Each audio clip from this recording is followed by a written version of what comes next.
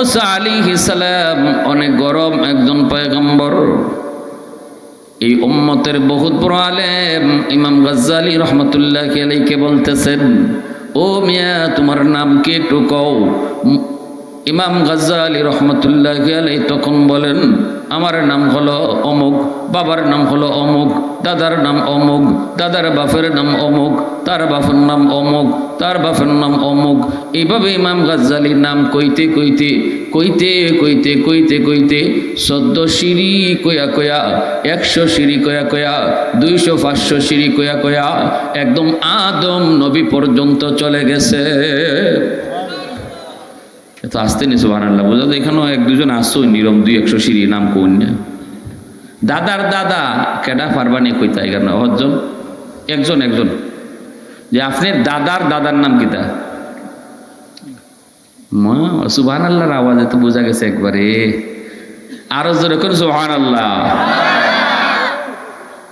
ইমাম গাজ্জালী দাদার দাদা না, খালি ফরিদাদার ফরিদাদা, ফরিদাদার ফরিদাদা, ফরিদাদার ফরিদাদা কইতে কইতে নাম সহ কইয়া ইমাম হযরত আদম নবী পর্যন্ত গেছেন। পৃথিবীর সর্বপ্রথম মানুষকে হযরত আদম আলাইহিস সালাম।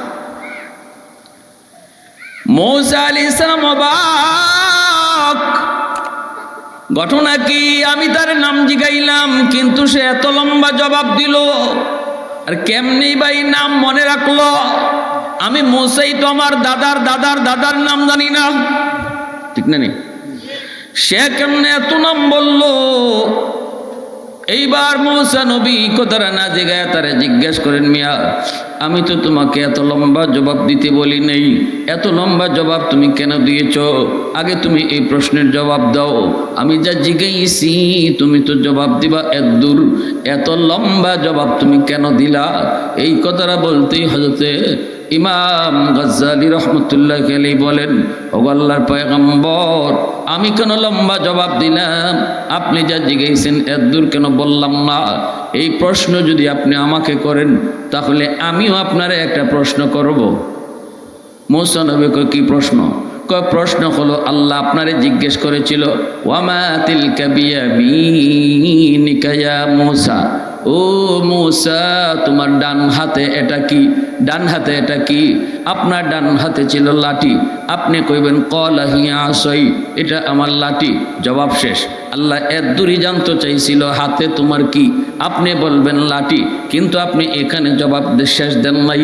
আপনি বলছেন ক্বালা হিয়া আসাই আতাওয়াক্কাউ আলাইহা ওয়া আহুশু বিহা আলা গনামি ওয়ালিয়া ফিহা মাআরিবু উখরা। আপনি কইতেছেন এই লাঠি দিয়ে আমি বর দিয়া হাঁটি, এই লাঠি দিয়ে আমি ছাগল চড়াই, এই লাঠি দিয়ে গাছের পাতা পারি। আল্লাহ আপনাকে এই কথা জিগায় না এই লাঠি দিয়ে কি করো? আল্লাহ জিগাইছিল হাতে তোমার কি? কেন সেদিন আল্লাহর প্রশ্নে এত লম্বা জবাব দিছিলেন? এই কথা আপনি আগে আমারে জবাব দেন। মূসা নবী তো অবাক, কি রে এটা কার কাছে আইলাম? আমি প্রশ্ন করবো না, এখন আমার এদি প্রশ্ন করে ওরান লাগাই লিখতেছে, ঠিক না? এবার মূসা নবী বলতেছে, শোনো আল্লাহ পাক হলেন আমার মাশুক, আমি হলাম আশিক। আশিক যখন মাশুকের সাথে কথা বলার সুযোগ পায়, কম কথা এমন ভরে না। প্রিয়জনের সাথে যখন কথা বলার সুযোগ পায়, অল্প কথা তখন মন ভরে না। কথা যত লম্বা হয় ততই মজা লাগে। কি দিয়া খাইছো, কখন খাইছো, মাছ কি আসিল, এই অযথা প্রশ্নগুলো তখন বড় মায়া লাগে, কারণ সে মনের মানুষ। মূসা নবী বলতেছে, আল্লাহ আমার মাশুক, আমি তার আশিক। আল্লাহ আমারে জিজ্ঞাসা হাতে তোমার কি? আমি যদি কইতাম হাতে আমার লাঠি, তাহলে তো এখানে শেষ হয়ে যাইতো। মাশুকের সাথে আশিকের কথা এত কম কথায় হয় না, কথা যত লম্বা হয় ততই মজা লাগে। এজন্য আমি এই সুযোগটারে সুবর্ণ সুযোগ মনে করে লম্বা কথা কইছি। মাত্রই ইমাম গাজ্জালী বলেন, ও আল্লাহর পয়গম্বর কোরআনের ভিতরে শুধু আপনার নাম শুনেছি, মূসা কালিমুল্লাহ, এমন এক পয়গম্বর বনি ইসরাইলের যিনি অনেক বড় একজন নবী। যিনি অনেক একজন রাগী, যেই মূসা নবী জমিনে বৈশা 4000 বার আল্লাহর সাথে কথা বলছেন। এত বড় পয়গম্বরের নাম শুধু শুনেছি, কোনোদিন দেখি নাই।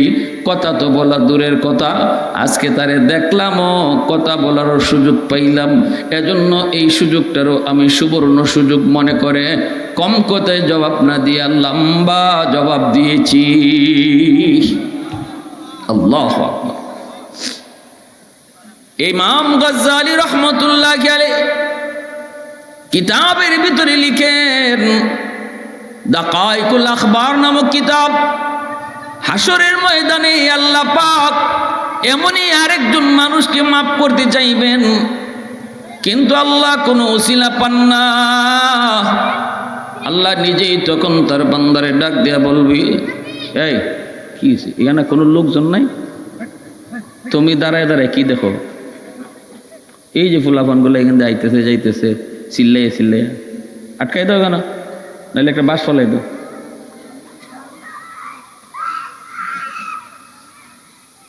মুসা নবী বলেন, হাসরের মাঠে আল্লাহ, রসুলের হাদিস ইমাম গজ্জালী রহমতুল্লাহ গেলে তার কিতাবে আনছে, আল্লাহ একজন মানুষকে কইবা, বান্দা তোরে আমি মাফ করে দিতাম, কিন্তু একটা উসিলা বাইর কর।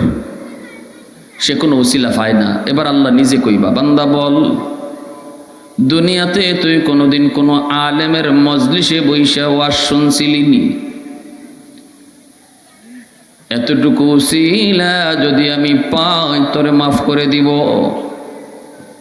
কইব না গো মালিক, মনে পড়ে না। আল্লাহ আবার বলবেন, বান্দা বল, দুনিয়াতে এমন কোনো দস্তরখানায় বসে তুই খানা খাইছনি যেখানে কোনো আলেম থাকতো? আল্লাহু আকবার। কইব না গো মালিক, এমনও করি নাই, মনে পড়ে না, মনে পড়ে না।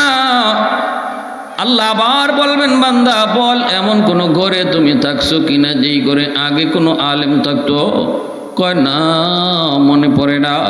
এইবার আল্লাহ বলবেন, বান্দা বল, দুনিয়াতে তোর কোনো সন্তানের নাম কোনো আলেমের নামে নাম রাখছনি?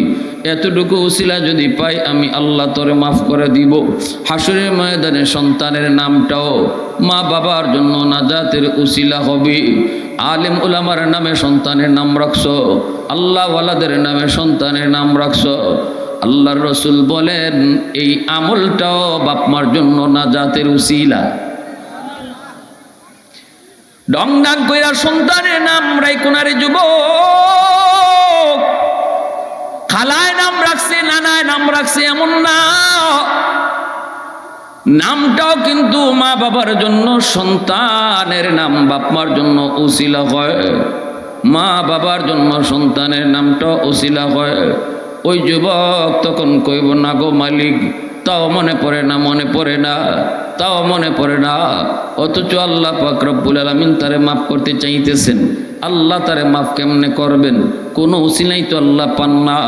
এইবার আল্লাহ পাক বলতেছে, বান্দা বল, শেষমেশ তোরে জিজ্ঞেস করি, দুনিয়াতে এমন কোনো বন্ধু তোর ছিল কিনা যেই বন্ধু আলেমদেরকে মহব্বত করত, মসজিদের ইমাম মুয়াজ্জিনকে ভালোবাসত, এলাকার উলামায়ে কেরামকে শ্রদ্ধা করত, মাদ্রাসায় আসা যাওয়া করত, ছাত্রদের খোঁজখবর নিত? এমন কোনো বন্ধু তোর দুনিয়াতে ছিল কিনা বল। তখন কয়, মালিক মনে পড়ছে। আল্লাহু আকবার, জোরে কর। এতক্ষণ পর্যন্ত আল্লাহ পাক উলামায়ে কেরামের সাথে তার সম্পর্ক ডাইরেক্ট আছে কিনা এটা প্রমাণ করার চেষ্টা করেছেন, কিন্তু যখন ডাইরেক্ট আল্লাহ পায় না, তখনই আল্লাহ পাক ইনডাইরেক্ট খোঁজা শুরু করছে। ভায়া তৈরি আল্লাহ শুরু করছে খোঁজা, ভায়া। কইব, মালিক মনে পড়েছে, দুনিয়াতে আমার একজন বন্ধু ছিল, আমার বন্ধু উলামায়ে কেরামদেরকে ভালোবাসতো, আলেম সমাজকে শ্রদ্ধা করত, মাদ্রাসায় আসা যাওয়া করত, মসজিদের ইমাম মুয়াজ্জিনকে বড় ভালোবাসতো, ছাত্রদের হালত আমারে মাঝে মাঝে শোনাইতো, আমিও মাঝে মাঝে তার হাতে মাদ্রাসায় কিছু সহযোগিতা করতাম, কিন্তু আমি যাইতাম না, বন্ধুর কাছ থেকে শুনতাম। আল্লাহ পাক কয়, বান্দারে আয়, আমি আল্লাহর আদত হচ্ছে মাফ করে দেওয়া, কিন্তু আমার নিজাম হলো উসিলা ছাড়া মাফ করি না। আমার নবীর নাইবে নবী উলামায়ে কেরামের সাথে তোর সম্পর্ক ডাইরেক্ট প্রমাণিত হয় নাই, কিন্তু ইনডাইরেক্ট প্রমাণিত হয়েছে। এই উসিলা ধরেও আমি আল্লাহ হাসরের ময়দানে তোরে মাফ করে দিলাম।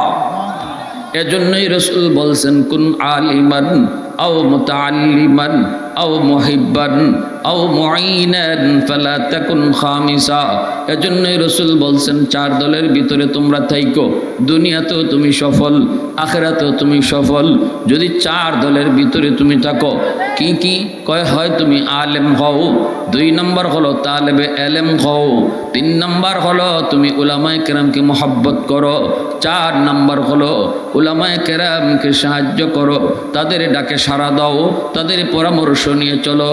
কারণ রাসূল বলেন, আলাইকুম বিমুজালাসাতিল উলামা ওয়া ইস্তিমাই কালামিল হুকামা ফা ইন্নাল্লাহ তাআলা ইউহয়িল কলবাল মাইয়িতা বিনুরিল হিকমা কামা ইউহয়িল আরদাল মাইতাতা বিওয়াবিলিল মাতার।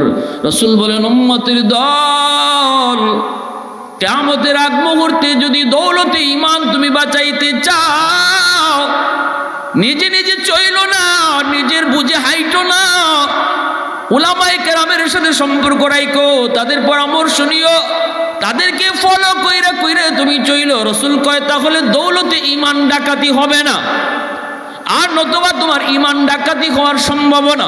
কারণ বর্তমানে মুসলমানের ঈমান ডাকাতি করার জন্য মুসলমানের লেবাস দুইরা, মুসলমানের সুরত দুইরা বহু ডাকাত মাঠে নামছে। আপনি বুঝবেন না এটা ঈমানের ডাকাত। আপনি দেখবেন লম্বা পাগড়ি, আপনি দেখবেন লম্বা দাড়ি, কিন্তু আপনি জানেন না সে কত বড় ঈমানের ডাকাত, কত বড় ঈমানের ডাকাত। ইহুদিরা বহু বহু এরকম তাদের গুপ্তচর মুসলমানদের ভিতরে পাঠাইছে, আলেম সমাজের ভিতরে পাঠাইছে, আলেম বানাইছে এরা, পাঠাইছে আলেমদের ভিতরে। আমরা যদ্দূর কোরআন হাদিস নিয়ে গবেষণা করি, ইহুদি খ্রিস্টানরা এর চেয়ে আরও বেশি করে। সাক্ষী প্রমাণের ভিত্তিতে আর জজে পারে না, তখন রায় দেয়। এমনকি কোনো জজ তার বাসা থেকে অফিসে যাওয়ার পথে কোনো খুন যদি নিজের চোখে দেখে, কেডায় খুন করছে এটা জজ সাহেব নিজে দেখছে, এরপরেও পৃথিবীর কোনো জজ বিচারের আসনে বৈশা, চেয়ারে বৈশা এই কথা কয় না, যারে এই মামলার কের সাক্ষী, আবার আমি তো নিজেই দেখছি কেডায় কারে খুন করছে। এই কথা পৃথিবীর কোনো জজে কয় না, বরং আরো কয়, প্রমাণ করো, প্রমাণ করো সে যে খুন করছে। তো দুনিয়ার বিচারক যদি আসামির পক্ষে থাকে, তাহলে সকল বিচারকের বিচারক যিনি হাসরের ময়দানে আল্লাহ, সেদিন আল্লাহ পাকও তার গুনাহগার অপরাধীর বান্দার পক্ষে থাকবা। কেমনে কোন উসিলায় তারে মাফ করে দেওয়া যায়? জোরে আওয়াজ দিয়ে সুবহানাল্লাহ। এই প্রসঙ্গে একখান হাদিস আমি আপনাদেরকে শোনাই। নবীজি বলেন, হাসরের ময়দানে একজন মানুষের ফয়সালা হয়ে যাবে জাহান্নাম। এরপরে আল্লাহ দেখবেন লোকটা খালি বারবার আল্লাহর ফায় চায়, যায় জাহান্নামে আর চায় ফিসিদে চাইছে শুধু আল্লাহর দেখে। তখন আল্লাহ তারে ডাক দিয়ে বলবেন, বান্দা তোর ফয়সালা হয়েছে জাহান্নাম, তুই জাহান্নামে যাবি, কিন্তু আমার ফায় বারবার চাও কেনে? তখন এই লোকটায় কইব, মালিক দুনিয়ার জমিনে উলামায়ে কেরামের জবানে শুনেছি হাসরের ময়দানে তুমি ছোট থেকে ছোট উসিলায় বহু বান্দা বান্দিরে মাফ করবা। এজন্য আমার মন কেন জানি বলতেছে, গো মালিক কোনো একটা উসিলা ধরে তুমি আমাকে মাফ করে দাও কিনা। এই বুক ভরা আশা নিয়ে বারবার শুধু তোমার দিকে তাকায়। আল্লাহ পাক ফেরেশতাদেরকে বলবেন, ফেরেশতারা আমার বান্দারে ফিরে আনো। আমি আল্লাহকে তার আমলনামাটা আবার দেখাও। আল্লাহ পাক নিজে তার আমলনামাটা রিচেক করবেন। আল্লাহ আমলনামা নিজে দেখে বলবেন, বান্দা ওই যে তোর আমলনামায় গুনার পাল্লা ভারী, নেকির পাল্লা হালকা, যার কারণে তোর ফয়সালা হয়েছে জাহান্নাম, কিন্তু আমি তোর আমল নামার ভিতরে দেখতেছি ওই যে দুনিয়ার জমিনের অমুক জায়গায় একটা মাহফিল হচ্ছিল, মনে করেন এই আপনাদের খাদিমুল কোরআন পরিষদের মাহফিলে আপনি কোনো এক জায়গায় বসে বসে আল্লাহর কথাগুলো শুনতেছেন, কোরআনের কথাগুলি শুনতেছেন। আল্লাহ এই দৃশ্যটা নিজের চোখে আল্লাহ দেখে বলবো, বান্দা বল কেন তুই সেখানে গিয়েছিলি, সেখানে তুই কেন বসেছিলি একটু ক।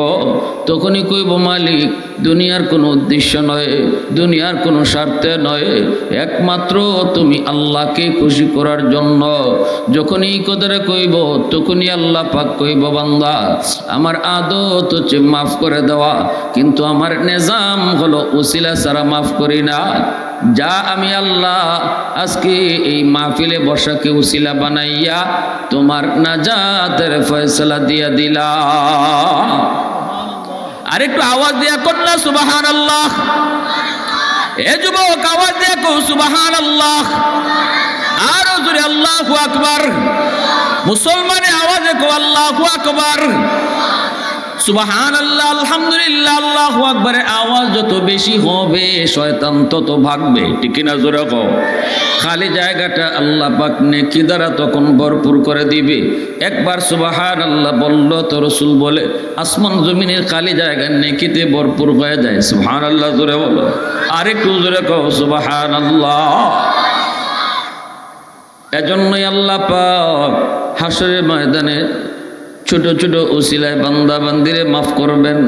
আমার আপনার কাম হলো আল্লাহর হুকুম মানব, আর ছোট ছোট ছোট বড় উসিলা তালাশ করব, উসিলা বের করব, উসিলা বের করব। আমার আপনার কাম হলো উসিলা বানানো, আর আল্লাহর কাম হলো মাফ করে দেওয়া। প্রশংসা করব কার? একটু জোরে কোন কার? ওয়াহদাতি কি হিফাজত নেহি বেকুওয়াতে বাজো, वहदत की हिफाजत नहीं बेकुवत बाजो, आती नहीं कुछ कामी हक ले खुदादा, आती नहीं कुछ कामी हक ले खुदादा। ऐ मर्द खुदा तुझको कुव्वत नहीं हासिल, जा बैठ किसी गार में अल्लाह को करिया, जा बैठ किसी गार में अल्लाह को करिया। ये सच है कि बातिल की तरफदार नहीं हम, गद्दार न समझो हमें गद्दार नहीं हा, गद्दार न समझो हमें गद्दार नहीं हा। फूलों की तरह नरम मिजाज अपना है नजर, हम तीरी नहीं नेज़ा व तलवार नहीं हा, हम तीरी नहीं नेज़ा व तलवार नहीं हा। মুসলমানের আওয়াজ এখন আল্লাহু আকবার। বাইরা বন্ধুরা জন্যই বলতেছিলাম আজকের মাহফিল আমার আপনার জন্য নাজাতের উসিলা হতে পারে। এখানে বসাকে উসিলা বানায় যদি আল্লাহ মাফ করে দেয়, এটা আল্লাহ পারে কি পারে না? এই ক্ষমতা আল্লাহর আছে নি না নাই? কারো কাছে কি আল্লাহর জবাব দেওয়া লাগবে নি? কারো কাছে? কারো কাছে আল্লাহর জবাব দেওয়া লাগবে না। কেন তারা মাফ করছো? মাহফিলে বইছে এই জন্য মাফ করে দিছো। এমনকি ফেরেশতারা যায় আল্লাহ আমরা যা দেখছি এরা বইয়া বইয়া শুধু তোমার কাছে জান্নাত চাইছে আর জাহান্নাম থেকে বাঁচতে চাইছে। তখন আল্লাহ প্রশ্ন করেন আমার বান্দারা কি জান্নাত নিজের চোখে দেখছে? ফেরেশতারা কয় না গো মালিক, এরা জান্নাত নিজের চোখে দেখে নাই, জাহান্নামের শাস্তিকে ওরা নিজের চোখে দেখছে না, ওরা দেখে নাই। তখন আল্লাহ পাক বলেন জান্নাত দেখলো না, জাহান্নামও দেখলো না, এরপরও আমার যে সকল বান্দারা মাহফিলে বসে বসে শুধুমাত্র আমি আল্লাহর কথার উপর বিশ্বাস করে জান্নাত চাইল, জাহান্নাম থেকে বাঁচতে চাইল, ঘরের পরিবেশ রাইকা দোকানে আড্ডা থইয়া আমার যেই বান্দা এখানে বসে বসে জান্নাত চায়, তোমরা ফেরেশতারা সাক্ষী থাকো আমি আমার ওই সকল বান্দাদের জন্য জান্নাতের ফয়সালা দিয়ে দিছি। ফেরেশতারা তখন কয় মালিক সবাইকে তুমি মাফ করে দিয়েছো। আল্লাহ বলে হ্যাঁ সবাইকে। ফেরেশতারা কয় মালিক সবাই তো আর শোনার নিয়তে আসে নাই, কেউ কত বাড়ি থেকে বাজারে যাবে, কয় মাঝখানে একটু ওয়াজটা শুইনা যাই, একটু পরে বাড়িতে যাই। আরেকজনে কয় বাজারে একটু পরে যাই, একটু ওয়াজটা শুইনা যাই। উদ্দেশ্য করে বের হয়েছে সে বাড়িতে যাবে, উদ্দেশ্য করে বের হয়েছে বাজারে যাবে, ওয়াজ শোনার নিয়তে সে বের হয় নাই। আল্লাহ তুমি কি তাকেও মাফ করে দিয়েছো? আল্লাহ তখন বলবেন হুমুল জালিসু লা ইয়াশকা জালিসুহুম, এটা এমন এক বরকতি মজলিস, আমার কোরআনের উসিলায় এই মজলিসটা এত দামি হইছে, এখানে যেই বইব আমি তারে মাফ করে দিমু। আগামীকাল এই মাঠও বইয়া, একদিনই নানি মাফি, আগামীকাল এখানে বইয়া সারা রাত যদি একজনে আল্লাহ আল্লাহ জিকির করে, তাও মাফির ঘোষণা নাই, তারে মাফ করে দিব আল্লাহ, কোনো গ্যারান্টি নেই। কিন্তু আজকে এই মাহফিলের উসিলায় এই জায়গাটার এত দাম হইছে, এখানে যে বইব আল্লাহ এখন তারে মাফ করে দিবা। আগামী কাল না কালে সারা বছর খাটাই দিন না আপনি, এই রাত খাটাই দিন, সারা বছর রাত কাটাই দেন এই মাঠও, তাও তো গুনাহ মাফের কোনো ঘোষণা হাদিসে আমরা পাই না। হাদিসে রসুল কইছো কোরআনের আলোচনা যদি এই মাঠও হয় আর তখন গুনাহ মাফ হয়ে যায়। জোরে কোন সুবহানাল্লাহ। তাহলে লাভ আসেনি না নাই? লা ইলাহা ইল্লাল্লাহ, সবাই লা ইলাহা ইল্লাল্লাহ, একটু আওয়াজ দিয়া লা ইলাহা ইল্লাল্লাহ, লা ইলাহা ইল্লাল্লাহ।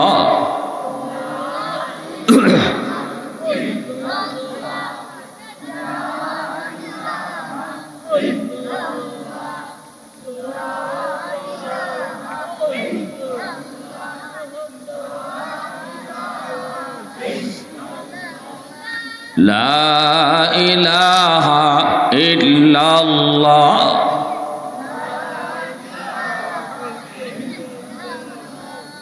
तो दिल में तो आता है समझ में नहीं आता, तो दिल में तो आता है समझ में नहीं आता, बस जान लिया मैं तेरी पहचान यही है, बस जान लिया मैं तेरी पहचान यही है। उल्फत में बराबर के वफा हो के जुफा हो, उल्फत में बराबर के वफा हो के जुफा हो, हर चीज में लज्जत है अगर दिल में मजा हो, हर चीज में लज्जत है अगर दिल में मजा हो। एक चश्म ज़दन गाफिल अज़ा शाख नबाशी, एक चश्म ज़दन गाफिल अज़ा शाख नबाशी, शायद कि निगाह कुनदा गाह नबाशी, शायद कि निगाह कुनदा गाह नबाशी। আরেকটা উসিলার কথা শুনাই। হাসরের মাঠে আল্লাহ পাক ইমাম গাজ্জালি রহমতুল্লাহ আলাইহি তার একখান কিতাব নাম হলো দাকাইকুল আখবার। এই দাকাইকুল আখবার নামক কিতাবের ভিতরে ইমাম গাজ্জালি রহমতুল্লাহ আলাইহি একখান হাদিস এনেছেন। ইমাম গাজ্জালি কত বড় আলেম, কত বড় দার্শনিক ছিলেন, এই উম্মতের একজন বহুত বড় আলেম। ইমাম গাজ্জালি রহমতুল্লাহি আলাইহি একজন আল্লাহর ওলি, তিনি স্বপ্নে দেখেন কিয়ামত হয়ে গেছে, আল্লাহর নবী রহমতের নবী, পাশে মূসা নবী, সকল নবীরা এক জায়গায় বসা। মূসা নবী আমার আপনার নবীরে জিজ্ঞেস করেন, ওগো নবীজি আপনি নাকি এই কথা কইছেন? রসুল কয় কোন কথা? কয় উলামা ও উম্মতি কাবানি কাম্বিয়া এ বনি ইসরাইল, আমার উম্মতের উলামায়ে কেরাম বনি ইসরাইলের নবীদের সমান। মূসা নবী বনি ইসরাইলের নবী, ইনি আমার আপনার নবীরে প্রশ্ন করেন এই কথা কি আপনি কইছেননি? রসুল কহ কইছি। আল্লাহু আকবার। মুসা নবী কইলে কেমনে কইলেন, কোন বাটে কইলেন, আমার তো হিসাব মিলে না। আপনার উম্মতের আলেম ওলামা তারা আমরা বনি ইসরায়েলের নবীদের সমান, কোন বাটে কইলেন বুঝে আসে না। আমার আপনার নবী কইন, আপনার যদি বুঝে না আসে তা আমার একজন আলিম এখানে বোয়া আছে, তারে দুই কথা জিগাইলেন, টের ফাইলিবা। পাশে যারা ইশারা করছেন নবীজি এখানেই বসা আছেন ইমাম গাজ্জালি রহমতুল্লাহ গেলে। মুসা নবী গেছেন, যে ডাক দিয়ে কোন মিয়া নাম কি তোমার? মুসা নবী নরম নবী না গরম নবী জানেননি আপনারা? মুসা নবী নরম না গরম? নবীদের মাঝে সবচেয়ে বেশি গরম। মুসা নবী যখন গরম হইতা তখন খালি চুল বাইরিত তা না, শরীরের ফসমও কাটা যাবে খার হয়, এবার খার হয়ে যেত, কাটার মতো খার হয়ে যেত। এজন্য মুসা আলাইহিস সালাম তাই কাপড় পরার নিচে আরেকটা কাপড় পরতা, ওই কাপড়টা ছিল মোটা, এই কাপড়টা ভিতরে কাপড়টা পরতা খালি নিজের ফসমরে আটকায় রাখবার লাগে। কি জাত গরম নবী আসলা। আজরাইলও সর খাইলিছেন মুসা নবী, বুখারী শরীফের টিকার মধ্যে আছে। মালাকুল মউত আজরাইল মুসা নবী জান কবজ করতে আইসা যখন কইছেন আল্লাহ আমারে পাঠাইছেন আপনি জান নিতাম, মুসা নবী কইন আপনি কেমনে নিবা জান? কিভাবে নিবা? আমার হাত পা চোখ কোনো কিছু আপনার সাহায্য করবে না, আপনি জান নেবেন কেমনে? মালাকুল মউত আজরাইল কইন আমার যাবা মন চাইবা নিমুনে। মুসা নবী এই কথার উপরে রাগ কইরা এমন জোরে এক চর দিছেন, আজরাইলের চোখ খুললে আত আইছে। আজরাইল আলাইহিস সালাম সোজা আল্লাহর কাছে গিয়ে হাজির, আল্লাহ কার জান নিতে আমারে পাঠাইছো? না আমারে পাঠাইছো, হে আমার জান নিত। এটাই তো বুঝলাম না, কেডায় কার জান নিব? বলে কি হয়েছে? কয়া আমার চোখ আত আইছে। আল্লাহ মুসা নবীর জিজ্ঞেস, মুসা অত গরম কিতা, আমার আজরাইলে মারছো কেনে? কাল্লা আপনার আজরাইলি কিতা কইছে জিগাইন। আমি জিগাইছি জান কেমনে নিবাই? আজরাইলে কইন তাই যেবাই খুশি ইবাই নিবা। এটা কোন উত্তর হইল? তাই যদি কইতা আমার আল্লাহ যেবাই কইন ইবাই নিমু। আজরাইলে বাফেরও তো ক্ষমতা না আমি মুসার জান নিত, যদি আপনি না পাঠাইন। ঠিক কিনা জোরে কই? আপনার অনুমতি ছাড়া আজরাইলের দাদারও ক্ষমতা নাই জান নিত, আমি মুসার। তো এটা আজরাইল ইবাবেন না কইবা আল্লাহ আমার আল্লাহ যেবাইছেন ইবার জান নিমু। তাই কোন আমার যেবাইছা ইবাই নিমু না, আমার বুসে উঠিয়েছি মারে বুঝছি একটা। তা আল্লাহ এখন আজরাইল আমার মুসাই তো কথা ঠিকই কইছে, তুমি তো কথা ফেস লাগাই লিছো। মালাকুল মউত আজরাইল এখন বুঝছি দোষ আমারই, তবে আমি এই কামার করতাম না। এই কামার এই জান কবজের কাম আমারে না দিয়ে আপনি অন্য কোনো ফেরেশতারে দিন, কারণ এটা অত্যন্ত রিস্কি কাম। আজকে আমারে মুসাই থাপ্পড় দিছে, আর একদিন কাটায় আমার দল লাগাই আটকাই লিব। আর ওই সময় মালাকুল মউত আজরাইল জান কবজ করতে যাইতা মানুষের সুরত দইরা। এখন যে আইন কেমনে জাইন কেমনে আমরা কেউ দেখি না, কিন্তু একটা সময় আজরাইল তিনি আইতা সুরত দইরা। এই না না, এরা এক জায়গায় বসাইন না, বসাইলে সমস্যা আছে। তোমরা এক জায়গায় বইও না, তুমি এখানে বউ আর তুমি ওই মাঝখানে যাও, এক জায়গাত না, এক জায়গাত না। তো আল্লাহ এখন আজরাইল ডিউটি তো এটা তোমারই দেওয়া হয়েছে, এখন আবার দিমুকার এখন না গল্লা আমি ই কামার না, ই কামার না, আমার চোখটা বালা করে দালাইন আপনি। এরপরে আপনি যারে মন চায় তারে দিয়ে জান কবজের কাম করান, আর আমার আপনি অন্য কোনো ডিউটি দিন। আল্লাহ এখন না এটা তোমারই করণ লাগবো। মালাকুল মউত আজরাইল এখন আল্লাহ এরপরে জান কবজ করলাম তো করলাম, এরপরে যা গাইল আছে সব আমার উফিদে যায়। আজরাইলের আর কোনো কাম নাই, খাইয়া দেয়া কোনো কাম নাই, আমার আব্বারে লয়ে গেছে। আজরাইল একটা ব্যাপার, আজরাইলের কোনো বাট নাই। ইটা কথা অনেক মানুষে আমারে কয়, আল্লাহ এত গাইল হুনতো আমি রাজি না, আর কোনো কাম নাই নি, আমার অন্য কোনো কাম দিন। আল্লাহ এখন এটা তোমারই, তবে শোনো এখন থেকে আর তুমি এমনভাবে যাইবাই তোমারে কেউ দেখতো না, সইতেও পারতো না, কেমনে ঢুকবাই এটাও দেখতো না, কেমনে বাইরে বাই এটাও দেখতো না। বুলেট প্রুফ গাড়িতে গুলি ঢুকবে না, কিন্তু তুমি আজরাইল ঢুকতে পারবাই। আল্লাহু আকবার জোরে বলেন, ঠিক না নি? মালাকুল মউত আজরাইল বলে, মালিক বুঝলাম তুমি আমাকে এমনভাবে পাঠাইবা, কেউ দেখবে না, কেউ শুনবে না, কেউ দেখবে না, কেউ আটকাইবার কোনো সুযোগও থাকবে না। কিন্তু মালিক আমারে যে গালাগালি করব এটা কি হইব? আল্লাহ কয় এখন থেকে মৌতের আগে একটা ওসিলা তালাশ করবো, একটা ওসিলা বাইরিব। মরণের আগে হয়তো তার পেট ব্যথা উঠবো, নয়তো তার জ্বর উঠবো, নয়তো সে স্ট্রোক করবো, নয়তো হার্ট অ্যাটাক করবো, নয়তো অ্যাক্সিডেন্টে মারা যাইব, নয়তো পানিতে ফুইরে মারা যাইব। মূলত তার মৌতের টাইম হইছে, কিন্তু আমি আল্লাহ এই মরণের আগে কোনো একটা ওসিলা বানাইমু, এতে করে কেউ তোমাকে আর গালি দিবে না, কইব ফানি তৈরা মরে গেছে। আজরাইল নিচে এই কথা কইতো, কইব হার্ট অ্যাটাক করে মারা গেছে, স্ট্রোক করে মারা গেছে। এজন্য আমার ভাইরা বন্ধুরা ভালো করে ইয়াদ রাখবেন, মূসা আলাইহিস সালাম অনেক গরম একজন পয়গম্বর।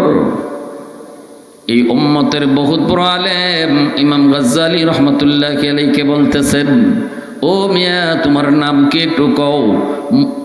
ইমাম গাজ্জালি রহমতুল্লাহি আলাইহি তখন বলেন, আমার নাম হলো অমুক, বাবার নাম হলো অমুক, দাদার নাম অমুক, দাদার বাপের নাম অমুক, তার বাপের নাম অমুক, তার বাপের নাম অমুক। এইভাবে ইমাম গাজ্জালির নাম কইতে কইতে কইতে কইতে কইতে কইতে 14 সিঁড়ি কয়া কয়া, 100 সিঁড়ি কয়া কয়া, 200 500 সিঁড়ি কয়া কয়া একদম আদম নবী পর্যন্ত চলে গেছে। এত আসতে নি সুবহানাল্লাহ, বোঝা তো এখানেও 1-2 জন আসো নিরম 200 সিঁড়ি নাম কোন না। দাদার দাদা কেডা পারবানি কইতা এখানে হজন একজন একজন যে আপনার দাদার দাদার নাম কিতা? সুবহানাল্লাহর আওয়াজে তো বোঝা গেছে একবারে।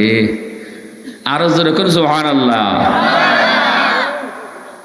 ইমাম গাজ্জালি দাদার দাদা না খালি ফরিদাদার ফরিদাদা ফরিদাদার ফরিদাদা ফরিদাদার ফরিদাদা কইতে কইতে নাম সহ কইয়া ইমাম হযরত আদম নবী পর্যন্ত গেছেন। পৃথিবীর সর্বপ্রথম মানুষ কে? হযরত আদম আলাইহিস সালাম। মূসা আলাইহিস সালাম অবাক, ঘটনা কি? আমি তার নাম জিগাইলাম কিন্তু সে এত লম্বা জবাব দিল, আর কেমনি ভাই নাম মনে রাখলো? আমি মূসাই তো আমার দাদার দাদার দাদার নাম জানি না, ঠিক না? সে কেমনে এত নাম বললো? এইবার মূসা নবী কথাটা না জিগায় তারে জিজ্ঞেস করেন, মিয়া আমি তো তোমাকে এত লম্বা জবাব দিতে বলি নেই, এত লম্বা জবাব তুমি কেন দিয়েছ? আগে তুমি এই প্রশ্নের জবাব দাও। আমি যা জিজ্ঞাসি তুমি তো জবাব দিবা এদূর, এত লম্বা জবাব তুমি কেন দিলা? এই কথাটা বলতেই হযরতে ইমাম গাজ্জালি রহমতুল্লাহি আলাইহি বলেন, ও আল্লাহর পয়গম্বর আমি কেন লম্বা জবাব দিলাম? আপনি যা জিজ্ঞাসেন এদূর কেন বললাম না? এই প্রশ্ন যদি আপনি আমাকে করেন তাহলে আমিও আপনারে একটা প্রশ্ন করব। মূসা নবী কয়, কি প্রশ্ন? কয় প্রশ্ন হলো আল্লাহ আপনারে জিজ্ঞেস করেছিল, ওয়ামা তিলকা বিয়ামিনিকা ইয়া মূসা, ও মূসা তোমার ডান হাতে এটা কি? ডান হাতে এটা কি? আপনার ডান হাতে ছিল লাঠি, আপনি কইবেন ক্বালা হিয়া আসাই, এটা আমার লাঠি। জবাব শেষ। আল্লাহ এর দূরই জানতে চাইছিল হাতে তোমার কি, আপনি বলবেন লাঠি, কিন্তু আপনি এখানে জবাব শেষ দেন নাই।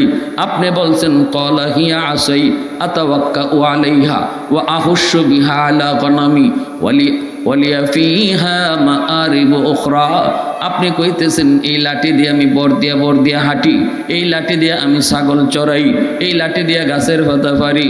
আল্লাহ আপনাকে এই কথা জিগায় না এই লাঠি দিয়ে কি করো? আল্লাহ জিগাইছিল হাতে তোমার কি?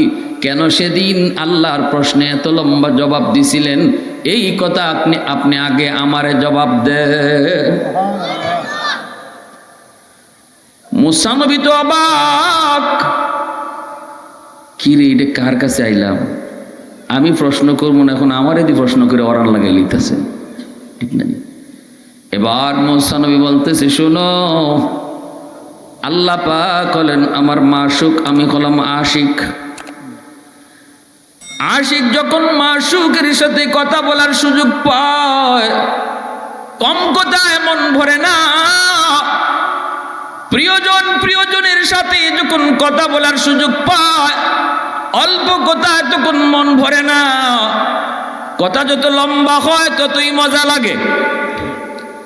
কি দিয়া খাইছো, কখন খাইছো, মাছ কি আসিল, এই অযথা প্রশ্নগুলো তখন বড় মায়া লাগে, কারণ সে মনের মানুষ। মূসা নবী বলতেছে, আল্লাহ আমার মাশুক, আমি তার আশিক। আল্লাহ আমারে জিজ্ঞাসা, হাতে তোমার কি? আমি যদি কইতাম হাতে আমার লাঠি, তাহলেই তো এখানে শেষ হয়ে যাইত। মাশুকের সাথে আশিকের কথা এত কম কথায় হয় না। কথা যত লম্বা হয় ততই মজা লাগে। এজন্য আমি এই সুযোগটারে সুবর্ণ সুযোগ মনে করে লম্বা কথা কইছি। মাত্রই ইমাম গাজ্জালি বলেন, ও আল্লাহর পয়গম্বর, কোরআনের ভিতরে শুধু আপনার নাম শুনেছি, মূসা কালিমুল্লাহ, এমন এক পয়গম্বর বনি ইসরাইলের, যিনি অনেক বড় একজন নবী, যিনি অনেক একজন রাগী, যেই মূসা নবী জমিনে বৈশা 4000 বার আল্লাহর সাথে কথা বলছেন। এত বড় পয়গম্বরের নাম শুধু শুনেছি, কোনোদিন দেখি নাই। কথা তো বলা দূরের কথা, আজকে তারে দেখলামও, কথা বলারও সুযোগ পাইলাম। এজন্য এই সুযোগটারও আমি সুবর্ণ সুযোগ মনে করে কম কথায় জবাব না দিয়া লম্বা জবাব দিয়েছি। আল্লাহু আকবার। ইমাম গাজ্জালি রহমতুল্লাহ আলাইহি কিতাবের ভিতরে লিখেন, দাকাইকুল আখবার নামক কিতাব, হাসরের ময়দানে আল্লাহ পাক এমনই আরেকজন মানুষকে মাফ করতে চাইবেন, কিন্তু আল্লাহ কোনো ওসিলা পান না। আল্লাহ নিজেই তখন তার বান্দারে ডাক দিয়া বলবি, এই কি এখানে কোনো লোকজন নাই, তুমি দাঁড়ায় দাঁড়ায় কি দেখো? এই যে ফুলাফানগুলো এখানে যাইতেছে যাইতেছে চিল্লাইয়া চিল্লাইয়া, আটকাই দাও কেন, নাহলে একটা বাস ফলাই দাও।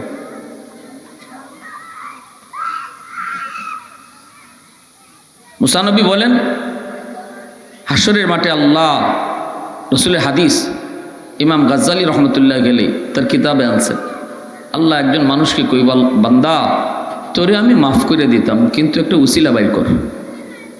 সে কোনো উসিলা পায় না। এবার আল্লাহ নিজে কইবা, বান্দা বল, দুনিয়াতে তুই কোনোদিন কোনো আলেমের মজলিসে বৈশা ওয়াজ শুনছিলিনি?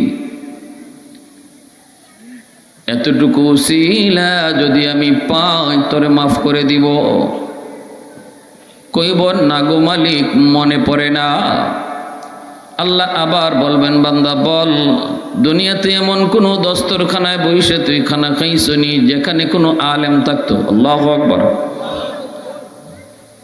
কইব, না গো মালিক, এমনও করি নাই, মনে পড়ে না, মনে পড়ে না।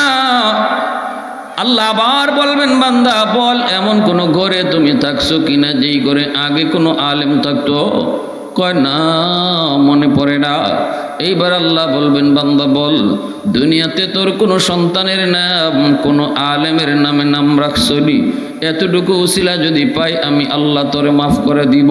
হাসরের ময়দানে সন্তানের নামটাও মা বাবার জন্য নাজাতের উসিলা হবে। আলেম উলামার নামে সন্তানের নাম রাখছো, আল্লাহ ওয়ালাদের নামে সন্তানের নাম রাখছো। আল্লাহর রসুল বলেন, এই আমলটাও বাপমার জন্য নাজাতের উসিলা। ডং ডাং কইরা সন্তানের নাম রাইকুনারে যুবক, খালায় নাম রাখছে, নানায় নাম রাখছে, এমন না। নামটাও কিন্তু মা বাবার জন্য, সন্তানের নাম বাপমার জন্য উসিলা হয়, মা বাবার জন্য সন্তানের নামটা উসিলা হয়। ওই যুবক তখন কইব, না গো মালিক, তাও মনে পড়ে না, মনে পড়ে না, তাও মনে পড়ে না। অথচ আল্লাহ পাক রব্বুল আলামিন তারে মাফ করতে চাইতেছেন। আল্লাহ তারে মাফ কেমনে করবেন? কোনো উসিলাই তো আল্লাহ পান না।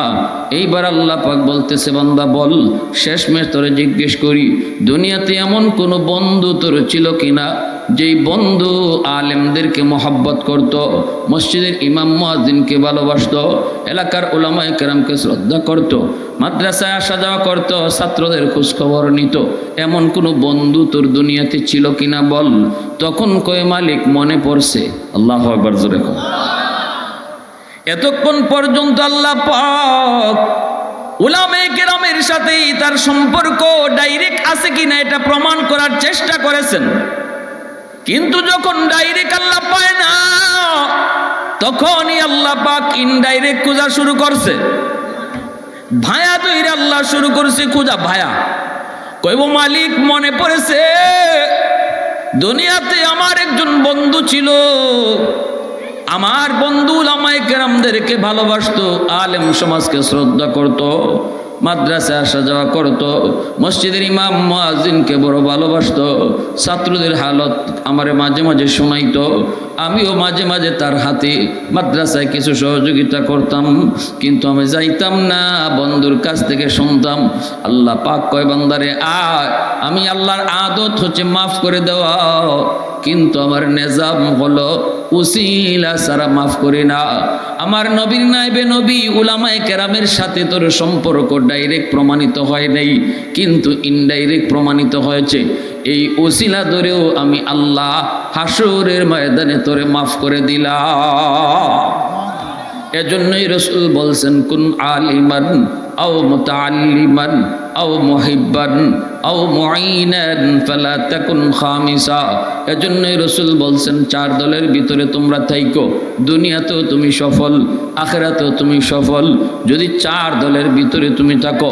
কি কি কয়? হয় তুমি আলেম হও, 2 নম্বর হলো তালেবে এলেম হও, 3 নম্বর হলো তুমি উলামায়ে কেরামকে মহব্বত করো, 4 নম্বর হলো উলামায়ে কেরামকে সাহায্য করো, তাদের ডাকে সাড়া দাও, তাদের পরামর্শ নিয়ে চলো।